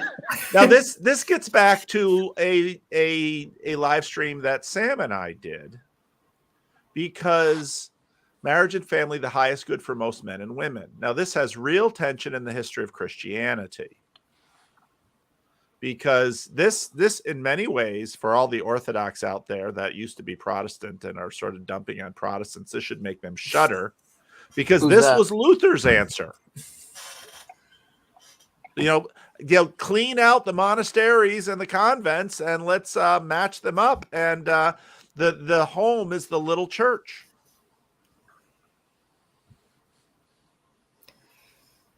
Yeah, but what do we mean by marriage? Do we mean a piece of paper that we sign that we keep as long as we're happy? Or are we talking about the millions of types of marriage that are embedded in different religious participation? Like, Well, in marriage, yeah. even this reminds me of the conversations the other conversations that Sarah sent us about marriage and relationships and what makes a happy marriage, and traditional, like ancient marriage versus modern romantic marriage. Like it's just a very different thing. Like it was a business contract almost more than anything. It wasn't your best friend. It wasn't someone who fulfilled all your needs. It was somebody that you had children with and you structured your life around. And like you didn't, like one of the lines that really stuck with me from that, from those two lectures, was when he said, like, my wife and I never talk about our marriage. Like maybe once a year, we have like one fight a year where we're mad at each other for about 5-6 hours, then we work over it. And that's probably why it's successful, because we don't talk about it endlessly. It's just what we do. It just is. It's a sacrament that we participate in. Hey, Paul, what's Yes. the chief end of man? Yes. Love God and enjoy him forever. Yes. All right. By enjoying him that's a better- forever, Christian hedonism. All right. Yeah, Piper. you're channeling Piper, but yes, like that's the that's the Westminster No, Smaller to Catechism, love not a God catechism of the Christian Reformed Church. We have the Heidelberg. right. Yeah, okay. How does Taylor Swift talk to the future homeless elderly woman? It's an interesting question. I don't think she's thought that through. Like I think a lot of women who are promoting the young, wild, and free lifestyle they're trying to play an archetype that was promoted for men for a really long time. That actually wasn't very helpful for men either. Right. But they're lost in that. And I think a lot of people like the question, isn't marriage like the best good for most people? And that's an interesting question. And it's something to wrestle with. But what if you're not most people? Like, that's the question I had to ask myself for a long time before I got married. Should I be single? And I was Protestant then, so there wasn't like monasticism to really lean on. But it was really lonely and hard, and I said, I don't know how to do this. And the answer was, well, most people get married. And it's like, okay, but what if I'm not most people? That's not helpful to the question. And that's where I think a lot of women they feel torn because most people marriage is good for them, but they've seen so many marriages that are bad. And then they've been in so many relationships that they hope to end in marriage, but a guy wouldn't commit or, whatever. Like, and there's a lot of behavior that women are participating in that are part of the problem. It's not like a only man thing, but like I think that's a hard question to answer when you're in the middle of it. I think a lot of women are struggling with that. Gavin wants to know, how old should my children be before I let them watch this film? 25. Barbie? Yeah, It's not a children's movie. No, it's not. I would say at least 15 or 16, honestly. Yeah. Barbie? Like, I took my 12-year-old for her birthday. Child abuse. I wouldn't. And here's why. Like, I'll give a very specific example from the movie. Like the weird Barbie, Kate McKinnon character, literally makes it's not even a double entendre. Like, you can find that in a lot of movies where you have a double entendre that can be taken both ways, and you can choose as a parent how to explain it. But she literally says, "Oh, that guy's like he's a protein stick, and I'd like to see what like the smooth bulge is under his jeans." I guess she did say that. She like I'm sorry, this was marketed for kids. Don't take young children to this. Like it's like it was deceptively marketed, which is another one of my irritations with it. So I would say don't do it, because you like these are things that you can't not explain to your kids. And it's not like a double entendre where you can just kind of like let it go over their head. They're going to wonder what that means. And I wouldn't do it. Yeah. All right. Is Taylor Swift really Katniss Everdeen? I don't think there's someone up in charge in the Capitol who has the ability to control who's popular that thoroughly. I think it bubbles up, Anselman from his hideout in Scotland wants to know, do you give Hollywood and the music industry more attention than they deserve? I'll answer this, because this is on my channel. Hollywood and the music industry are the religious service providers for our culture.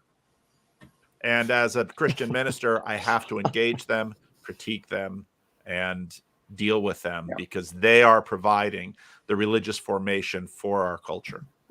It's interesting. Greta Gerwig in the Barbie movie, when she was prepping for the movie, she would invite all of the cast to go to these screenings of these movies that influenced it, and she called it movie church. Yeah.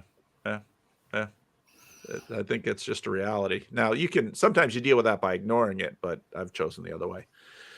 Between Gerwig's Little Women, Lady Bird, and Barbie, how do they rank? Oh, Lady Bird was great. Like, Lady Bird was really and it's all about Sacramento, so yeah. Well, and I think some of this depends on your temperament. Like, I was talking to a buddy this morning that I met up with, and he was talking about Oppenheimer and Barbie, and he hasn't seen both. And I was telling him, like, Barbie's way better than Oppenheimer. Like, it just is, in my opinion. But that's because people have I think people who have an egoic attachment to things are like, well, this is better than Christopher Nolan's Oppenheimer. How could that possibly be? Well, get over it, because it's just a better film. That's why. Like, who cares? Like, people want, this is, when I say like there's a difference between believing you ought to believe something and actually believing it, you think you should like Oppenheimer more. That's what your ego's telling you. It's not better, though. It's not. I'm not. I don't actually think it's better. Even though I tend to really love Nolan films. I saw Oppenheimer. Me too. It was entertaining.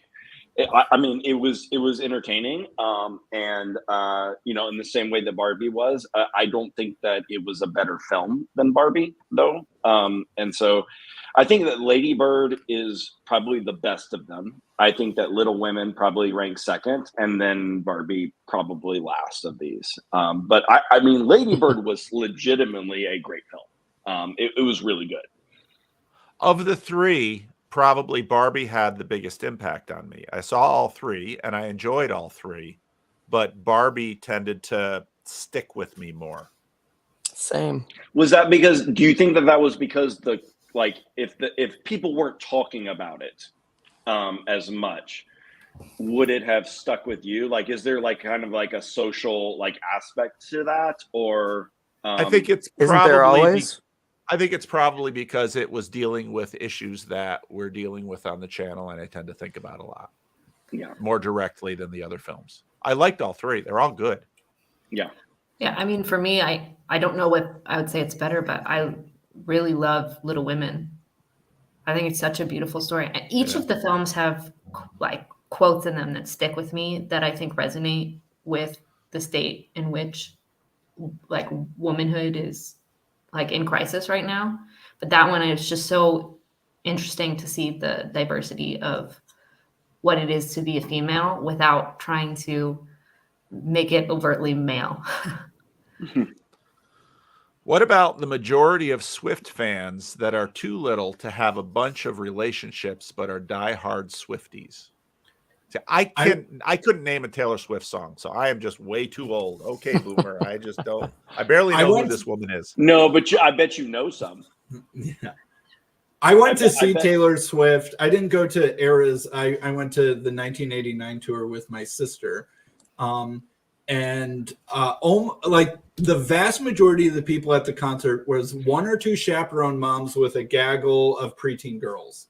That was like the most common, type of person attending it. There were other people, but that was like the bulk of the audience. And I think that for a lot of girls, like even like I showed my 5-year-old daughter a music video of Taylor Swift, and she has been talking about Taylor Swift ever since. I think that it's not that my 5-year-old daughter knows and understands the high school dynamics of love stories, but like Taylor Swift is like a living princess or something like that. And girls just know that. It's like, why do 5-year-old boys like Batman? They don't know. I don't know. But they see it, they lock onto it. And Taylor Swift is in the divine feminine role I've already laid out. And little girls know and recognize that without needing to understand all of the relationship stuff. Well, I think another point to make is that just because you like a song or find it interesting doesn't mean that the message is therefore a good one or one that's going to lead to a profitable relationship. I think teaching people how to consume art better is going to be part of that conversation, because if you really listen to a Taylor Swift album all the way through, I don't think you get the message she's trying to send to you if you only listen to one song in isolation. Because so can you give me an example? Yeah, can you give me an example of that, Cassidy? Like, what do you think would be like a song, both a song that might hook you, but then one that might also undermine the good that you're talking about? I'm just curious. Sure. Like, well, you can look at all three of her singles, her lead singles for her last album. Antihero, that's what she led with, which is basically talking about how all like her own devices have led her to depression and anxiety and feeling like she's going to be left alone and have no meaning. And then Bejeweled, it's, you're great, I love you, but I want to shine, I want to be pretty, I want to be a diamond. And then Lavender Haze, it's all about, I don't need marriage, and that 1950s nonsense. Like, I just want to be in love and stay in that love bubble, and it doesn't matter what anybody says about that. And all three of these songs live together on an album. And then the interesting part is this is a dynamic album. She releases songs from the vault after her 6-year relationship breaks up.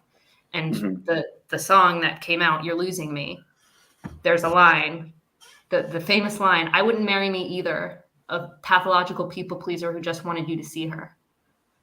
Which is such a dichotomy from Lavender Haze, which is all I need is love. I don't need 50, like the 1950 shit. Yet here you are saying, I wouldn't marry me either. Like, even when you're trying to get yourself in that phase, like, I just need love. There's something about her that's still calling for that marriage. Gotcha. And that, you know, and she no, that's really helpful. Thank you. That's insightful. She even has a song called Dear Reader. And it's basically talking about all of these things of like advice.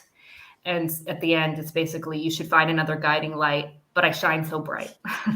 That's this dichotomy of like, don't listen to me, but like, there's this, like this beauty that's coming off, right? Which I don't think you can deny there's something beautiful about Taylor Swift.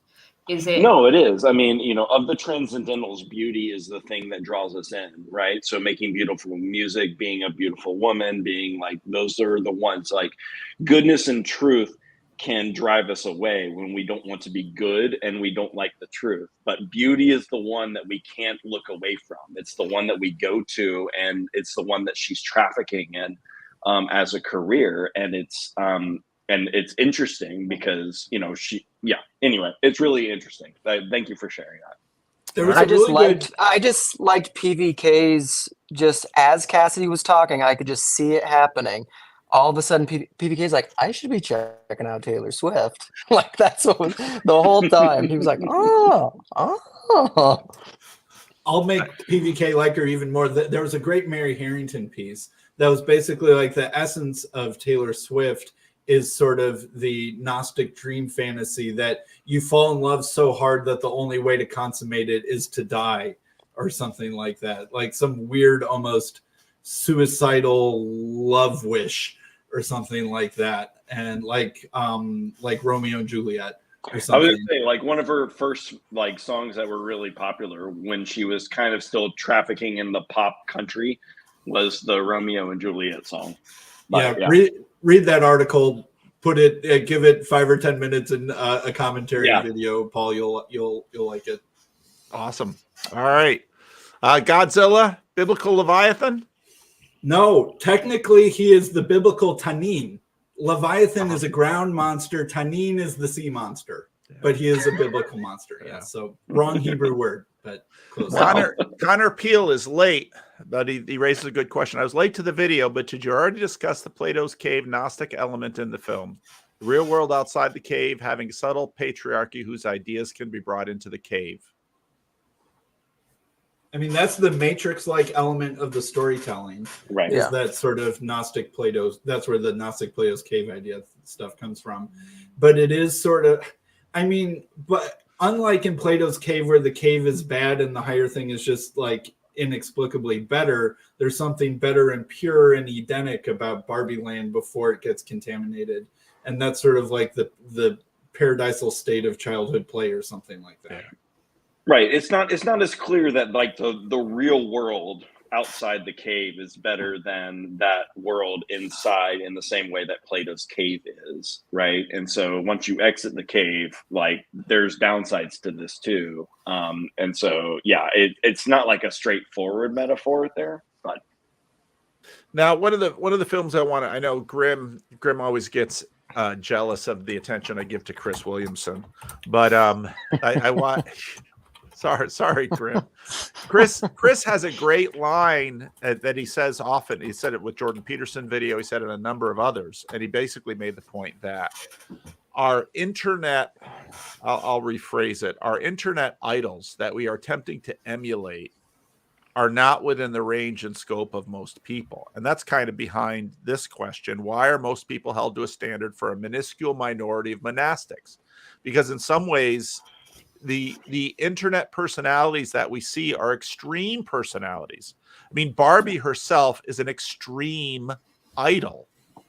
I mean, women have been making the point for years that the body image of Barbie is, you know, it's unworkable. And then there's that woman out there who tried to, you know, refit plastic surgery her way to Barbie. And, you know, it's not going to physically work for a human being. So in that sense, it's an ideal.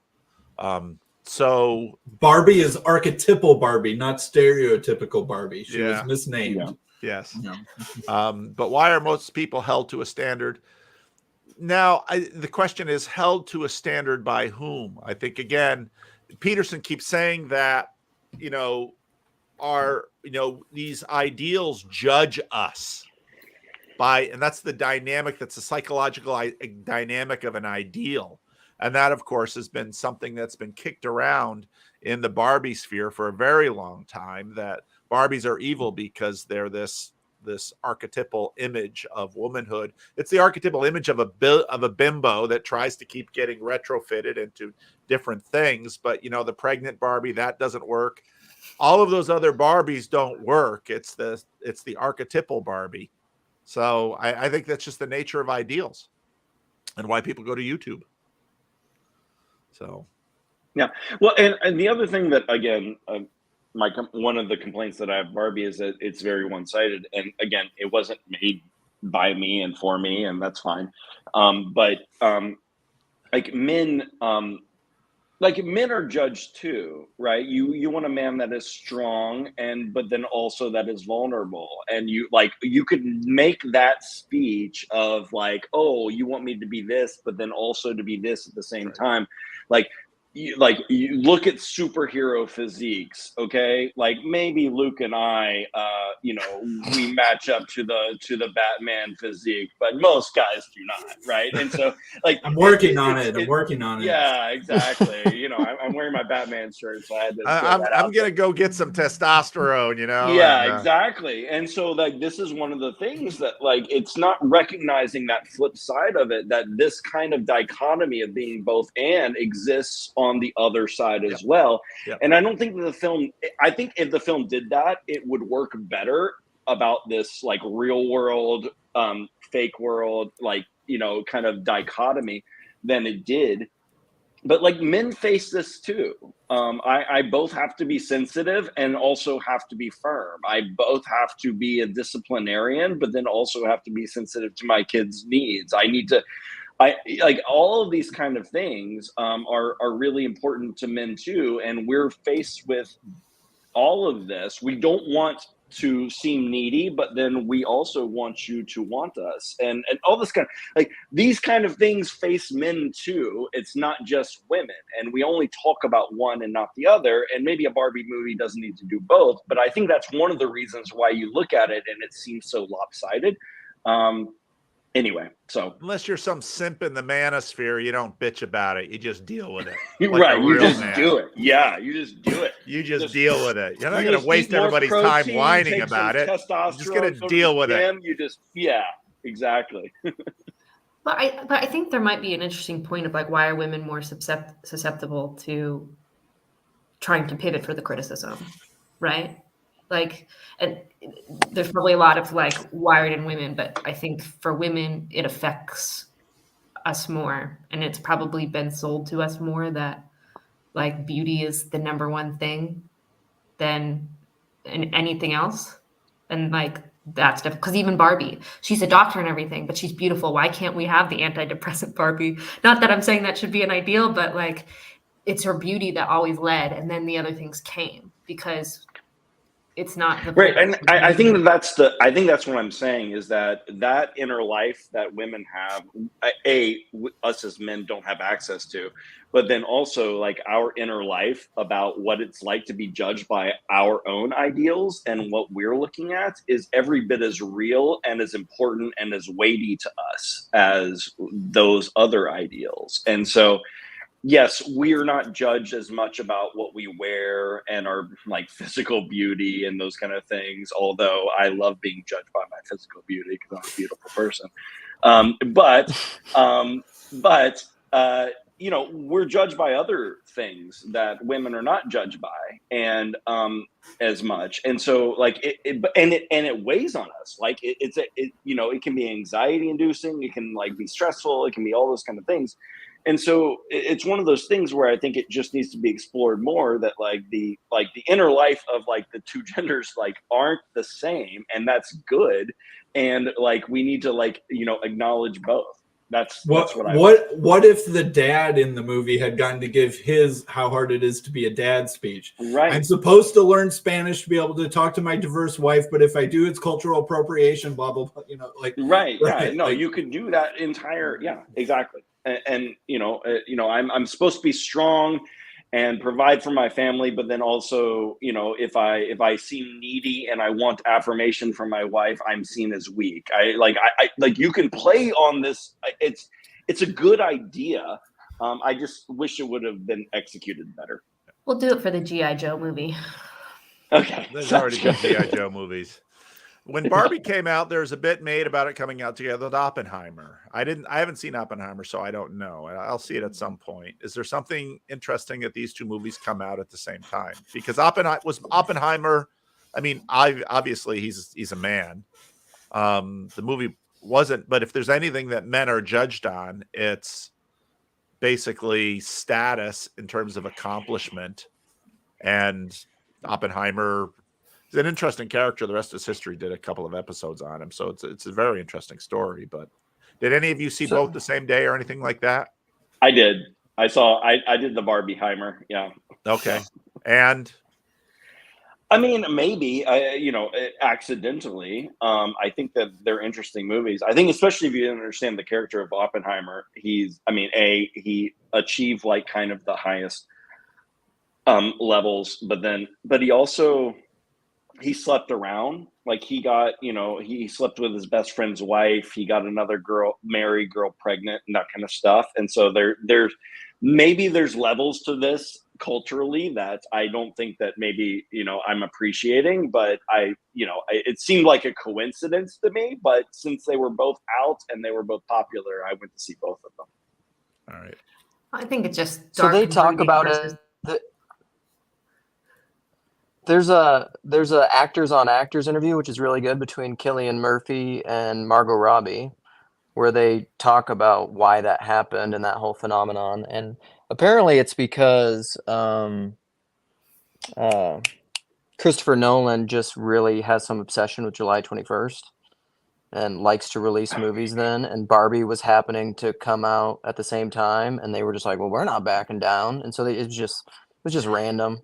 But Cillian Murphy loved Barbie. Also, they probably weren't. I mean, they obviously, like, at first glance, they wouldn't be competing with each other. They don't seem to be marketing to the same, people. And so, why would we even back down on this? And then they suckered in people like me who went to see both of them the same day. So I think there's just something interesting about the dark and brooding versus like the pink and fluffy. Yeah, yeah, for sure. So those coming out at the same time, it's like Nuclear bomb. I don't know the literally me moments. I have no understanding what this question asks. Paul Antleitner would be a good person to talk about this. I actually only know about this meme because of Paul Antleitner, but apparently it's common in like younger than us generation memo browosphere stuff, where you take these characters who are supposed to be sort of ironic or outlandish characters and say, oh, this is literally me. Oh, that's all I can tell you. I don't, what do I think about and them? Whatever Paul. And you mean that figuratively? Yes. Yes. Mm-hmm. Cool. It's a pet peeve of mine. Literally, they mean it figuratively. Literally. Yeah. All right. Chad is in for his own question. How do we grow out of our own recovery from the sexual psychological molestation that's been inflicted on us over the last 40 years? Wow, Chad. What do you mean by that? Well, it's something that I kind of noticed in like, it was just like this, it was in everything, like all of the television commercials, television shows, magazines, music video, everything. Like it was all real subtle, almost like from a secular point of view. And and it's just like stacked on top of each other over and over and over. And what I find interesting is how how it, like now we have all these questions about sexuality and stuff when the whole time this stuff has always been kind of going on. So I don't know. I don't know what I'm asking exactly, but like, how do we recover from that? Uh, I don't know. I don't know what I'm asking exactly. This is also actually kind of attached to the other question, which is like, what is how do we deal with and talk about our these subtle obsessions around sexuality and what I think basically is suicide. And I think like these things are like not directly being addressed. We can't talk about them on YouTube. This video will be flagged now. I'm sorry, but like you start saying these words, and they're like, "Oh, you can't talk about that unless you have some sort of like disclaimer or something." Hmm. And it sucks because these are really, I think they're very pervasive issues uh, that are actually really impacting us on a deep level. So I'll Well, listen now. sexuality has been completely divorced from procreation. Like it's merely recreational. It's just for fun. It's just for consumerism. It's just for entertainment, and which is not disconnected from birth control. I mean, the best thing I've ever read on it is this essay by Gabriel Marcel, "Technology and the Sacral," where he laid it out just incredibly well. I mean, when people think about sex, it's for consuming. I mean, it's mammon essentially is what it is versus an outpouring. It's not canonic. It's not. I mean, people will talk about like, oh, I want like my partner to orgasm or something, but that's just for your ego. Like it's probably so you can accumulate more sexual partners. It's because you actually like Because they'll care talk amongst about the themselves. partner themselves or want them to be. Yeah. Well, I think Yeah. I think almost worse than it just being split from procreation is that love has become synonymous with sex. And it's not to say that sex can't be a loving act, but how many men and women think, well, if I love this person, withholding sex from that is not a loving act. Yeah, love is reduced to sex. Yes. Aaron brings in, and Aaron's here now. Leftist criticism of Barbie, which is this very interesting quote: a film that peddles an identitarian politics so it can claim progressivism while not doing anything to address the criticism of perpetuating hyper-consumerism. Now it's interesting, all of the what's different to me now from the 70s is that in the 70s, if you were against capitalism, you tried at least to a degree to step out of the system. You tried to live on the fringes. You didn't participate in consumer stuff. You lived off of garbage. You tried to step out of the consumer. Today, people love to, criticize capitalism, but when you ask them, they really want to get rich. It's like,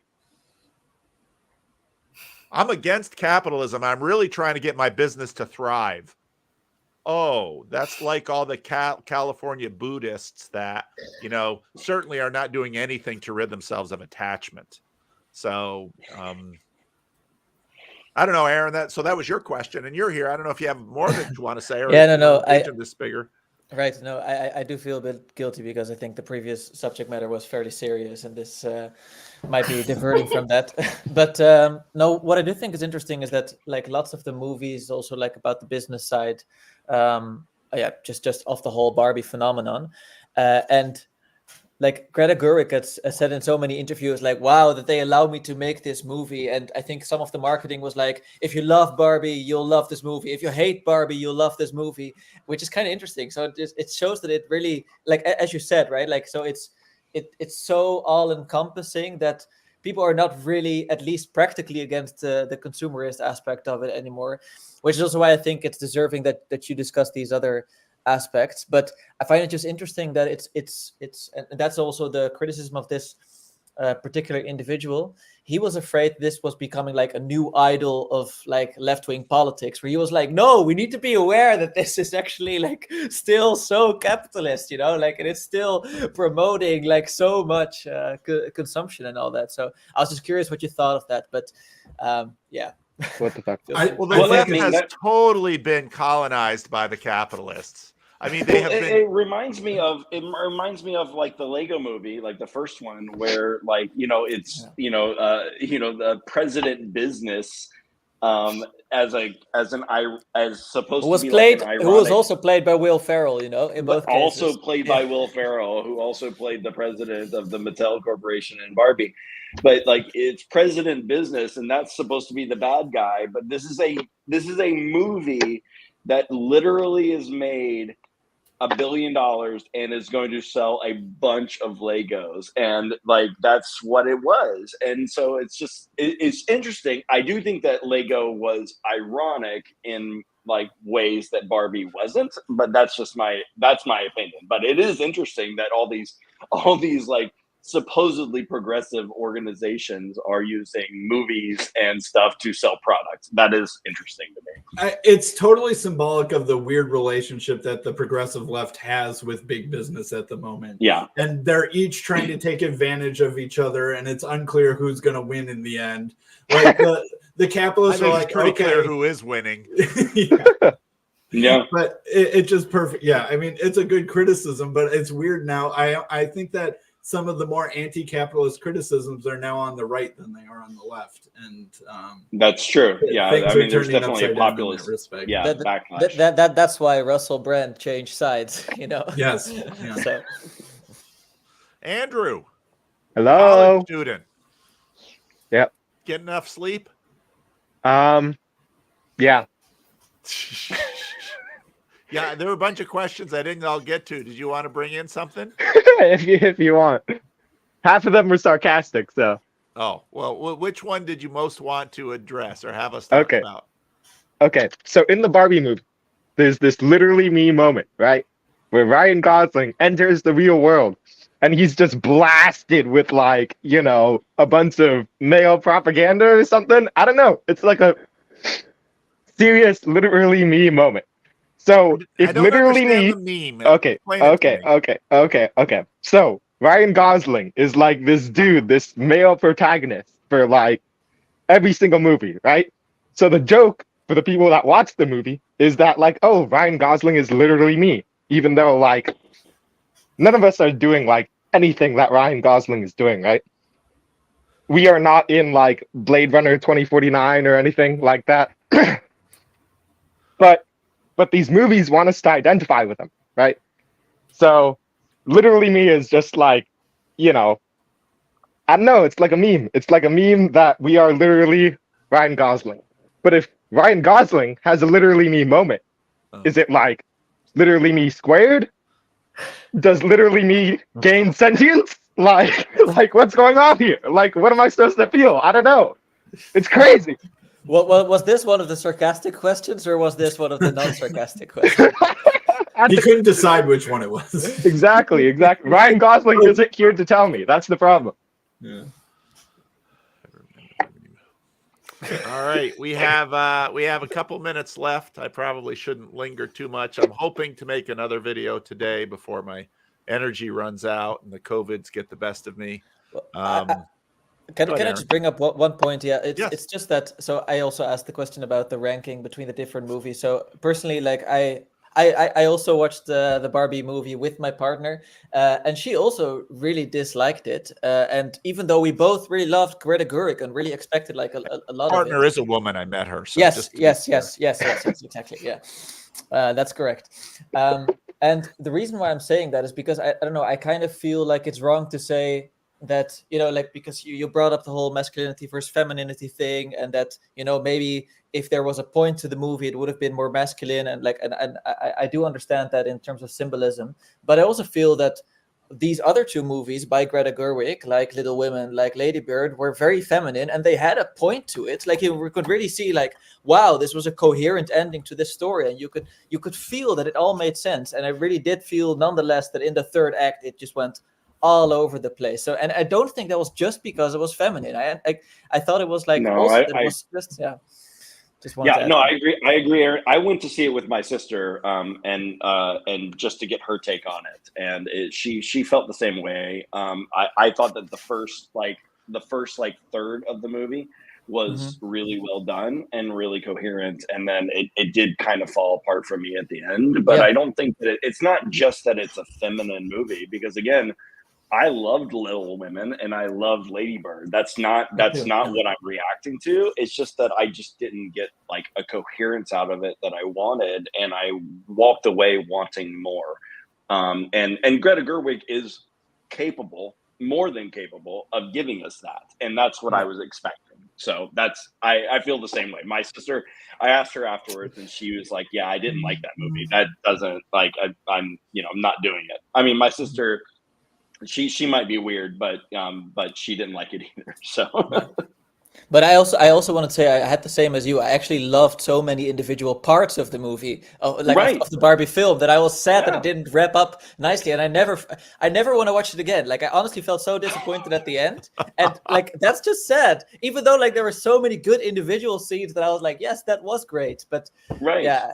And Cassidy made me watch this 3 times so that I can like talk about it. And I'm mad. I'm gonna write her. Like, I'm sad I couldn't watch it again. I mean, I get what you guys are all saying about like the different endings, and I think part of that is because of how absurd it was. You had 4 different storylines going all at once, and you have to find an ending for all of them. I think part of it is the style of absurdity, where Little Women and Lady Bird, in some ways, they were simpler stories. They were simpler stories. I think that Barbie was trying to do too much, and it just didn't like.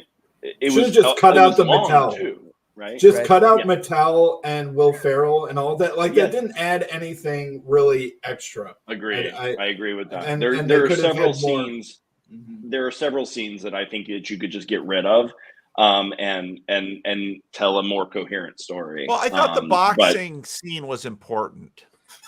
I didn't get the boxing scene. I'm like, why is she like? We already know how to get her back to Barbie Land. You just put her on a bicycle in the place. And no, but like, the box is. I mean, then it's sort of. Then she really is the iconic bimbo in the box. Then she's completely. That she's completely a product. Yeah. So. But I was like, the thing is also like, if you look, okay, this is obviously a strange comparison, but like the ending of the whole like Lord of the Rings trilogy, like also takes a long time. There are multiple endings, but it all feels very well placed, and that's because it's also a trilogy, and there are three hours for each movie. And that's the thing. Like I really felt like it was trying to end a trilogy of endings, even though it was just one like much shorter movie. So I think it could have been dealt with far better. That's just what I wanted to say. I think it's interesting too, because it shifted in styles. It wasn't just shifting in stories, it was shifting in styles. You had hyper absurdity in Barbie Land, and then that's true. Heightened reality absurdity, but then you had these moments where she would dip very quickly into realism. Yeah. And then back up. And so for me, it was like it was almost necessary to do that to kind of get the sense of the building, the absurdities, and trying to fair point. To the point where we're answering this question that we're all struggling with, and most of us don't feel like we have a good answer to, of like how to live this out as humans. But I think Cassidy, that's why it's hard to process for a lot of people, because it's not sure. Like there's a lot of things where, like, are you asking me to take you as satire? Are you asking me to take you as a parody? Are you asking me to take you as like a realistic critique on the world? And it's very confusing in that way. And so I don't agree with the conservatives who have this like flat take on it, just because I've seen Gerwig's other stuff, but I also understand why they're doing that, is because it did feel uneven to me about where it would dip into realism and then back into parody and then back into satire and those kind of things. And so I think that makes it really difficult for a film to have a payoff at the end when you're dealing with realism, satire, and parody all like at the same time. I think that's really, really difficult to pull off. Does anyone know how this film did in non-Western? Well, how was it in the Netherlands? That's very Western, obviously. That's a good question. Yeah. So, like I don't know how many people you know, Cassidy, saw it, but I knew plenty of people who saw it and plenty of people who did enjoy it, but then also plenty of people who thought it was like meh. So, but I would say like, okay, I'm curious what you think of this, Cassidy. Like we have a what do you call it? A saying in the Netherlands, like, just act normally because that's like crazy enough, like, so we're all like very nuchter people. Like we try not to get too emotional about stuff. And I would say when I see some clips of like these American moviegoers, they're like, oh my God, I love this movie. And that's just not a Dutch thing to do. So I just think like Dutch people might have like enjoyed it. So some Dutch women, but I didn't see like this identification with the scenes. Like they might have just thought of it as like a fun comedy to watch, but no one in the Netherlands was cladding in all pink and glitters. There's no literally me in the Netherlands. Like, no. What's going on? Crazy. No, yeah, good point. No, I did see that once, by the way. Like I saw one group of women all in pink, and I was like, "Whoa, it's actually happening here too." But that was an accident, I guess. Did this movie go to China? Oh, I doubt it. There was like issues with it because on one of the maps they had something about Taiwan that Chinese people were offended by, or Taiwanese people were offended by. So I think it had some trouble in Asian countries being even shown. It earned 800 million overseas, which is a lot, but I don't know That's how a much. lot. I can't quite see how much that is in like every single country. So I would say, by the way, like I really enjoyed that aspect that like, you saw like the Ben Shapiro and even the Critical Drinker, they were all like, this movie's gonna bomb at the box office, like it's gonna do awful. And then it did like amazingly well. And then they admitted like, okay, I guess the marketing was good, like, but it's like, well, there's something more. I mean, the to marketing was good. Yeah. I do agree with that. Like it was. Well, it you was, make woke movies for women. If they're about women things, then they'll do well. If they're woke movies for women, but they're about action figures, they don't do well. It has to be suited for purpose. And Barbie was suited for purpose. Also, it's a strong IP. Like it's the first movie, like the first, real Barbie movie and that kind of stuff. So you're going to have strong. Whether or not there's going to be Barbie 2 and that's going to do as well, I'm more skeptical about. But I mean, even movies made for men, like The Last Jedi, if you're building on a strong IP and you have good marketing and all that kind of stuff and high production value, you can do well. Whether or not it becomes a franchise that lasts is a completely different issue. I mean, Marvel's experiencing that right now and those kind of things. So, I mean, Lego Movie 2 didn't do as well as Lego Movie 1. Whether or not Barbie 2, if there is going to be a Barbie 2, does as well is another question. But it's building on an IP. Like, I mean, people know Barbie, so you have a built-in advantage. There's never been a movie like this. And so, like, people are going to talk about it. You're going to have word of mouth. People are going to go, all that kind of stuff. Their marketing was, if you like Barbie, you'll love this movie, that kind of stuff. Like, I mean, they did the things that you would want to do as a business. Whether or not it's going to work for number 2, I'm more skeptical. Yeah, I hope they don't do a number 2. That'd be terrible. Where would it go? I don't think Greta will do it. The prostate exam. Yeah, well, that's the thing. Ken would have to become a man, a real man. Like, I'm joking about the prostate thing, but it would need to be the Ken side of Ken choosing to incarnate himself. I would also be curious. But like, who's going to go to that? Who's going to go to that? We will, and what's we'll the have another live audience? stream. What's about the this. audience of Ken becoming a man? I ask you. Okay. Wait. No. Sorry. I think there is a strong Kendom kind of fan. Like, I think actually many women will go see that movie. If it will be about Ken. But like, just another point. I'm curious because we compared it to like the other Greta Gerwig movies, and I'm curious if like in 10 years she'll maybe say something like, well, actually, I did feel a little bit pushed by the studio to do this, or actually, I had this planned, but I had to cut it all. Like if she'll say, because it's very different, in my opinion, like from like obviously like to everyone, but also structurally and in terms of coherence from her other movies. So do you think that will be the case, or do you think she is like fully behind this movie and loved everything of it and made no compromises there?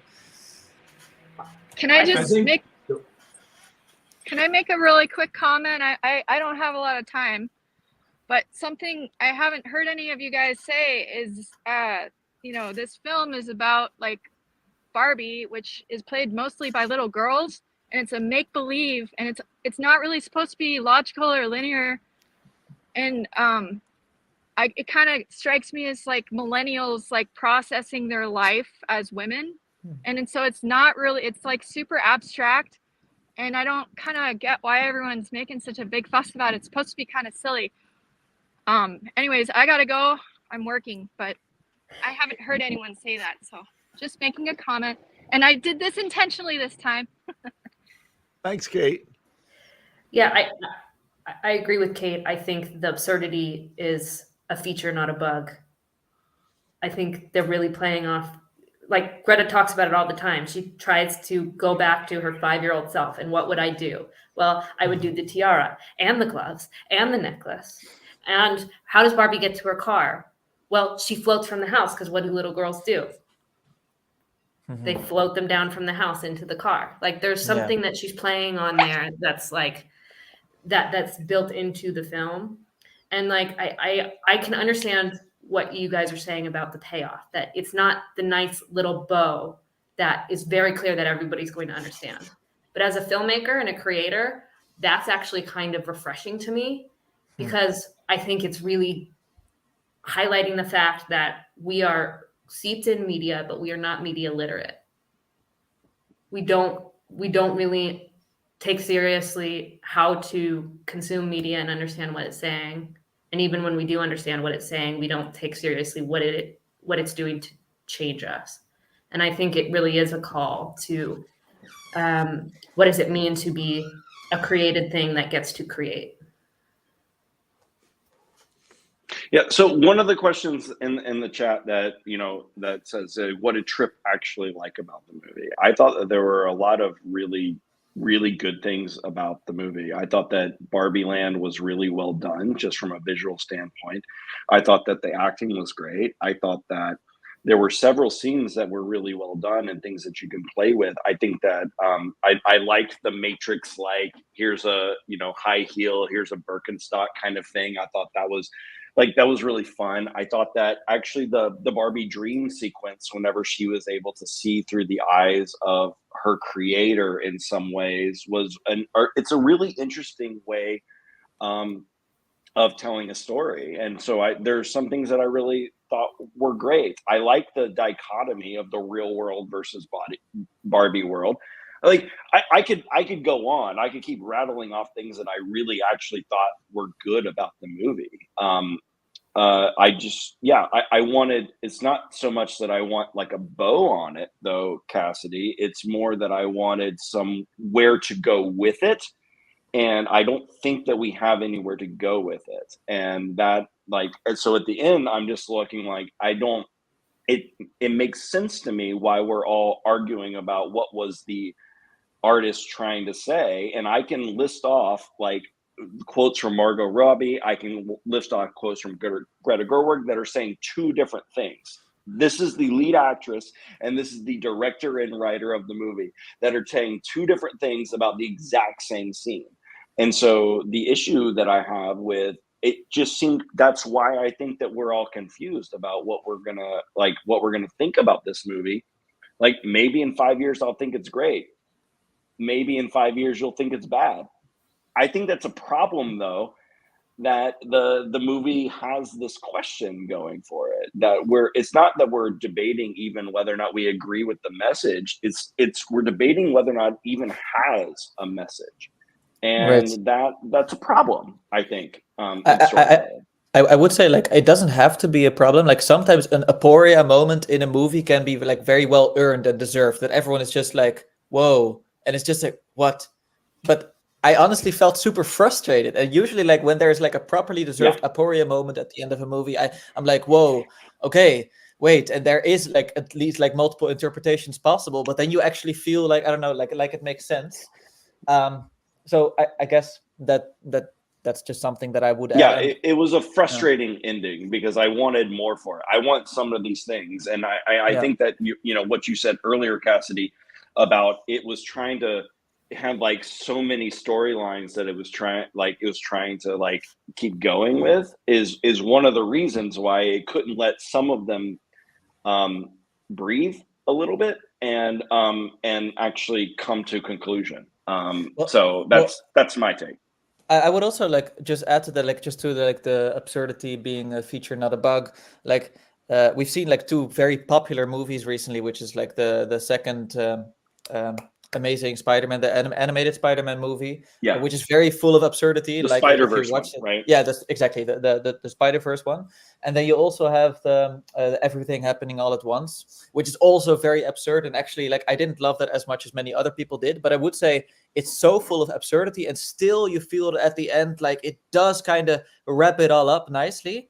So I still have my criticisms of that movie, but I'm just saying like it can be done, and then you can see that the absurdity is clearly a feature. And now I felt that sometimes it was a bug. So like, but how do you see that, Cassidy? Like, I'm just curious. Well, I think that at this point in time, there are so many movies trying to sell you a message that it starts to feel like propaganda, where what I think Greta Gerwig did is leave a question that would pull you in to go on your own exploration to understand it. And that's why I think it's brilliant, because a lot of what she was criticizing is this idea that my story of patriarchy or, you know, manhood or whatever sort of absurd version she put in the film, there's more to the story. And what we're really asking out of all of this is embedded in that song in the last part. What am I made for? And the fact that they paired that with these images of basically home videos of these little moments of what it actually is to be a woman, like that would never make it on the screen generally. Like she's drawing you in, calling you very subtly to ask that question. What are we made for? That's the question we need to work together to figure out. She doesn't want to give an answer because she probably doesn't have the answer herself. And like, I can respect that, because there's so many people saying, I have the answer. Let me put my flag down and wave it and make everybody come behind it. So, I mean, this might just like come down to then whether or not you are good with a movie or a story ending in a like ambiguous question, as opposed to like being, because I don't like that. I don't even want necessarily a message, but I at least want like a moral or a theme or something like that. And so, What do you think of Inception? I don't. Yeah, exactly. I didn't like Inception. I didn't like Inception at all. What about the ending of The Sopranos? I'm not sure if you watched the show, but like that. I didn't watch The Sopranos. So yeah, but yeah, I didn't like Inception, and for this reason, because I do like kind of crave that, like at least like a pointing to, and it wasn't even clear to me what question was being asked in this movie. And so like I ended with it with like, I'm not even sure what I'm supposed to be questioning, nor do I know what direction they're trying to point me to. So I like, this was very unsatisfying as an ending for me. Again, that said, there were some things about it that I thought were really well done, but yeah, I maybe this just comes down to, I don't like ambiguous question movies, and I don't like I think it would even be too high of a compliment to say that the ending was the ambiguous question. I agree. Like if like that could have been a really good ending if everything sort of ties together with the bow of asking the question, what have I made for? And it kind of does, but it kind of doesn't, right? Like, and if that was sort of the clear end of the funnel, was that sort of moment, that could be fine, but I don't even feel like it quite did that. Yeah, and actually, like to add to that, like what you said, Cassidy, that you feel that, you know, all the like other movies they want to have this message, and therefore they come off a little bit as propaganda. I actually felt, in some sense, that was like the problem of this movie, is that it still had this message, but it was sometimes buried beneath propaganda. That it's like that you felt like, oh, it's kind of distracting Right. from like that story that you're raising, that I actually think is very beautiful. But usually when I have like when I hear a good movie interpretation like the one you just laid out, I'm like, oh, right, and now I want to watch it again. But I don't want to watch it again, because I know there's plenty of stuff in that movie that completely distracts from the point you just made. Right. Even though It's I do agree inconsistent. that's a beautiful thing. Well, here's the thing. I think she had to slug through that because Barbie is inherently political. As a toy, it is a feminist. I don't want to say propaganda tool because I think that's too strong, but it's meant to be. It's cultural, right? It's meant to drive women to feminism. So if you're going to make a movie about Barbie, you can't ignore that part. And I think she did something really brilliant by making it so absurd and so sort of plastic that you recognize, oh, okay, there's something complex here. And she did the same thing with sort of the manosphere stuff, with the fur coats, but she did it in a way that wasn't degrading to that, but was sort of kind of, but she did the same thing with the Barbies too. Not as much, but again, I think most of us can agree some of the extremes that come from the manosphere stuff, like Andrew Tate wielding a sword, is not necessarily the equivalent to a high-value man or a virtuous man, yet Right. so many men are attracted to that. Why?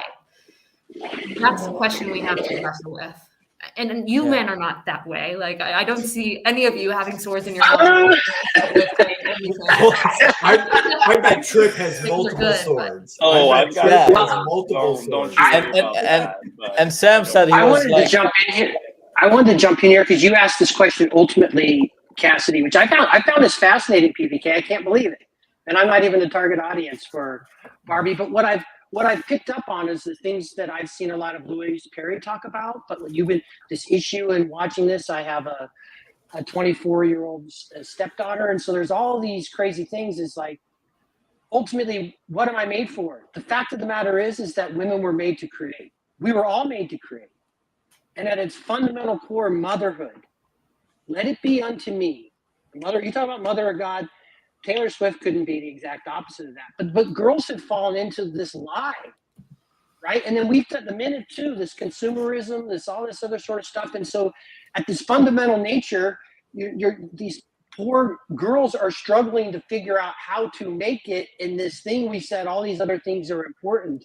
And you know, I did ask the question, like, isn't marriage at the end of being a Christian person, I would say, where two come together and become one. And it's, I think when I think about marriage and say, well, what does that mean? We can play that game here. No, the marriage I'm talking about are Paul's grandparents who were come together in marriage and the depression, and people were paying them with butter, and they still tithe and they figure out a way through it. And it's not easy. And like, people want to figure out who they are.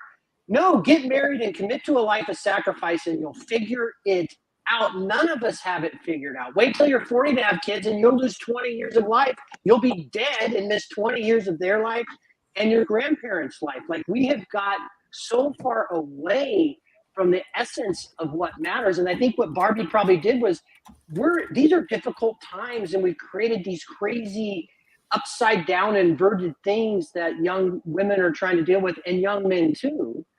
And so when I ask that question, I think, is it like we've, in the whole attack on the traditional family, like, it is not wrong to commit yourself to a life of being a mother. And, you know, when I think about what the picture of marriage is, like I always told my boys, like, I say, you're looking for a 10 camel woman, right? So if you want to look at that, that's this, you want to look of a woman who has a heart of service. But then, boys, here's the thing, what you need to do. You need to be willing to be, the mystery is, you have to love your wife like Christ loves the church. So you have to be willing to be crucified. That's the picture of marriage. And that's unpopular in today's day and age. People want what they want. They want to have their careers. They want to have all those things, but that's not going to lead you to any sort of a happiness. So I think I see what Barbie is doing it, but you asked the question, what am I made for? Made to create. To be fair, like I do think that the mother-daughter thing is fairly central in the movie. Nonetheless, it's not saying yes, every woman should become a mother, but it does fairly like acknowledge that aspect of it. And I also think like what was brought up previously is that it wasn't like it's not the right time to perhaps make that movie and be like, let's say, super popular at the box office, because right now people's conception of marriage is that it's completely based on romantic love and finding your ideal partner who you're romantically in love with, as opposed to indeed all the aspects that you're bringing up. So I also think, like what Cassidy said, that it's fair that it's just now being at this point like, wait, that was sort of a wrong conception of what it means to be a human being. Maybe I should first figure out what I am, and then hopefully indeed, like, let's say the next aspect in the coming decades, who knows, will be like, wait, yes, fundamentally we're exactly what you said, Lance. So but I understand why the movie didn't go there. Let me put it that way. And I know, Paul, you're trying to land the plane, but I kind of think it's a similar thing that Peterson is doing with religion. He won't go all the way and say, be a Christian, but he's pointing towards, he's planting the seeds, and what is it doing? People are becoming religious. I think this movie has the potential to do that for marriage and commitment and better relationships between men and women, and seeing each other as humans and the process of coming together as human making, for the two individuals in the marriage and literal children, than if it went all the way. Okay, I want to say, Cassidy, I really, really hope I'm wrong and that you're right and that happens. So like, I really, really, really hope that happens. Well, I think where we're going to see that is the actions we take. What are we going to do to embody the actions and take those seeds and make something beautiful? Because that's what's ultimately going to end up. I mean, Taylor Swift, what happens to her in 20 years, between now and 20 years, like that's going to tell us a better story than what she's telling us right now. And that's what we get from her music. And the same with Greta Gerwig. What happens to her in 20 years is going to be a better story than what tells us now. But we can take these stories we consume and use them to inform our lives to live a better story. And I think that film was a really interesting one to get us to ourselves wrestle with the idea of what is a better story for men and women. All right. I'm going to give Cassidy the last word as I land the plane. Matriarchy. So thank you all for joining us, those who watched, those who participated in the hive mind, those who came onto the screen, and thank you all. I will end transmission. Thank you so much.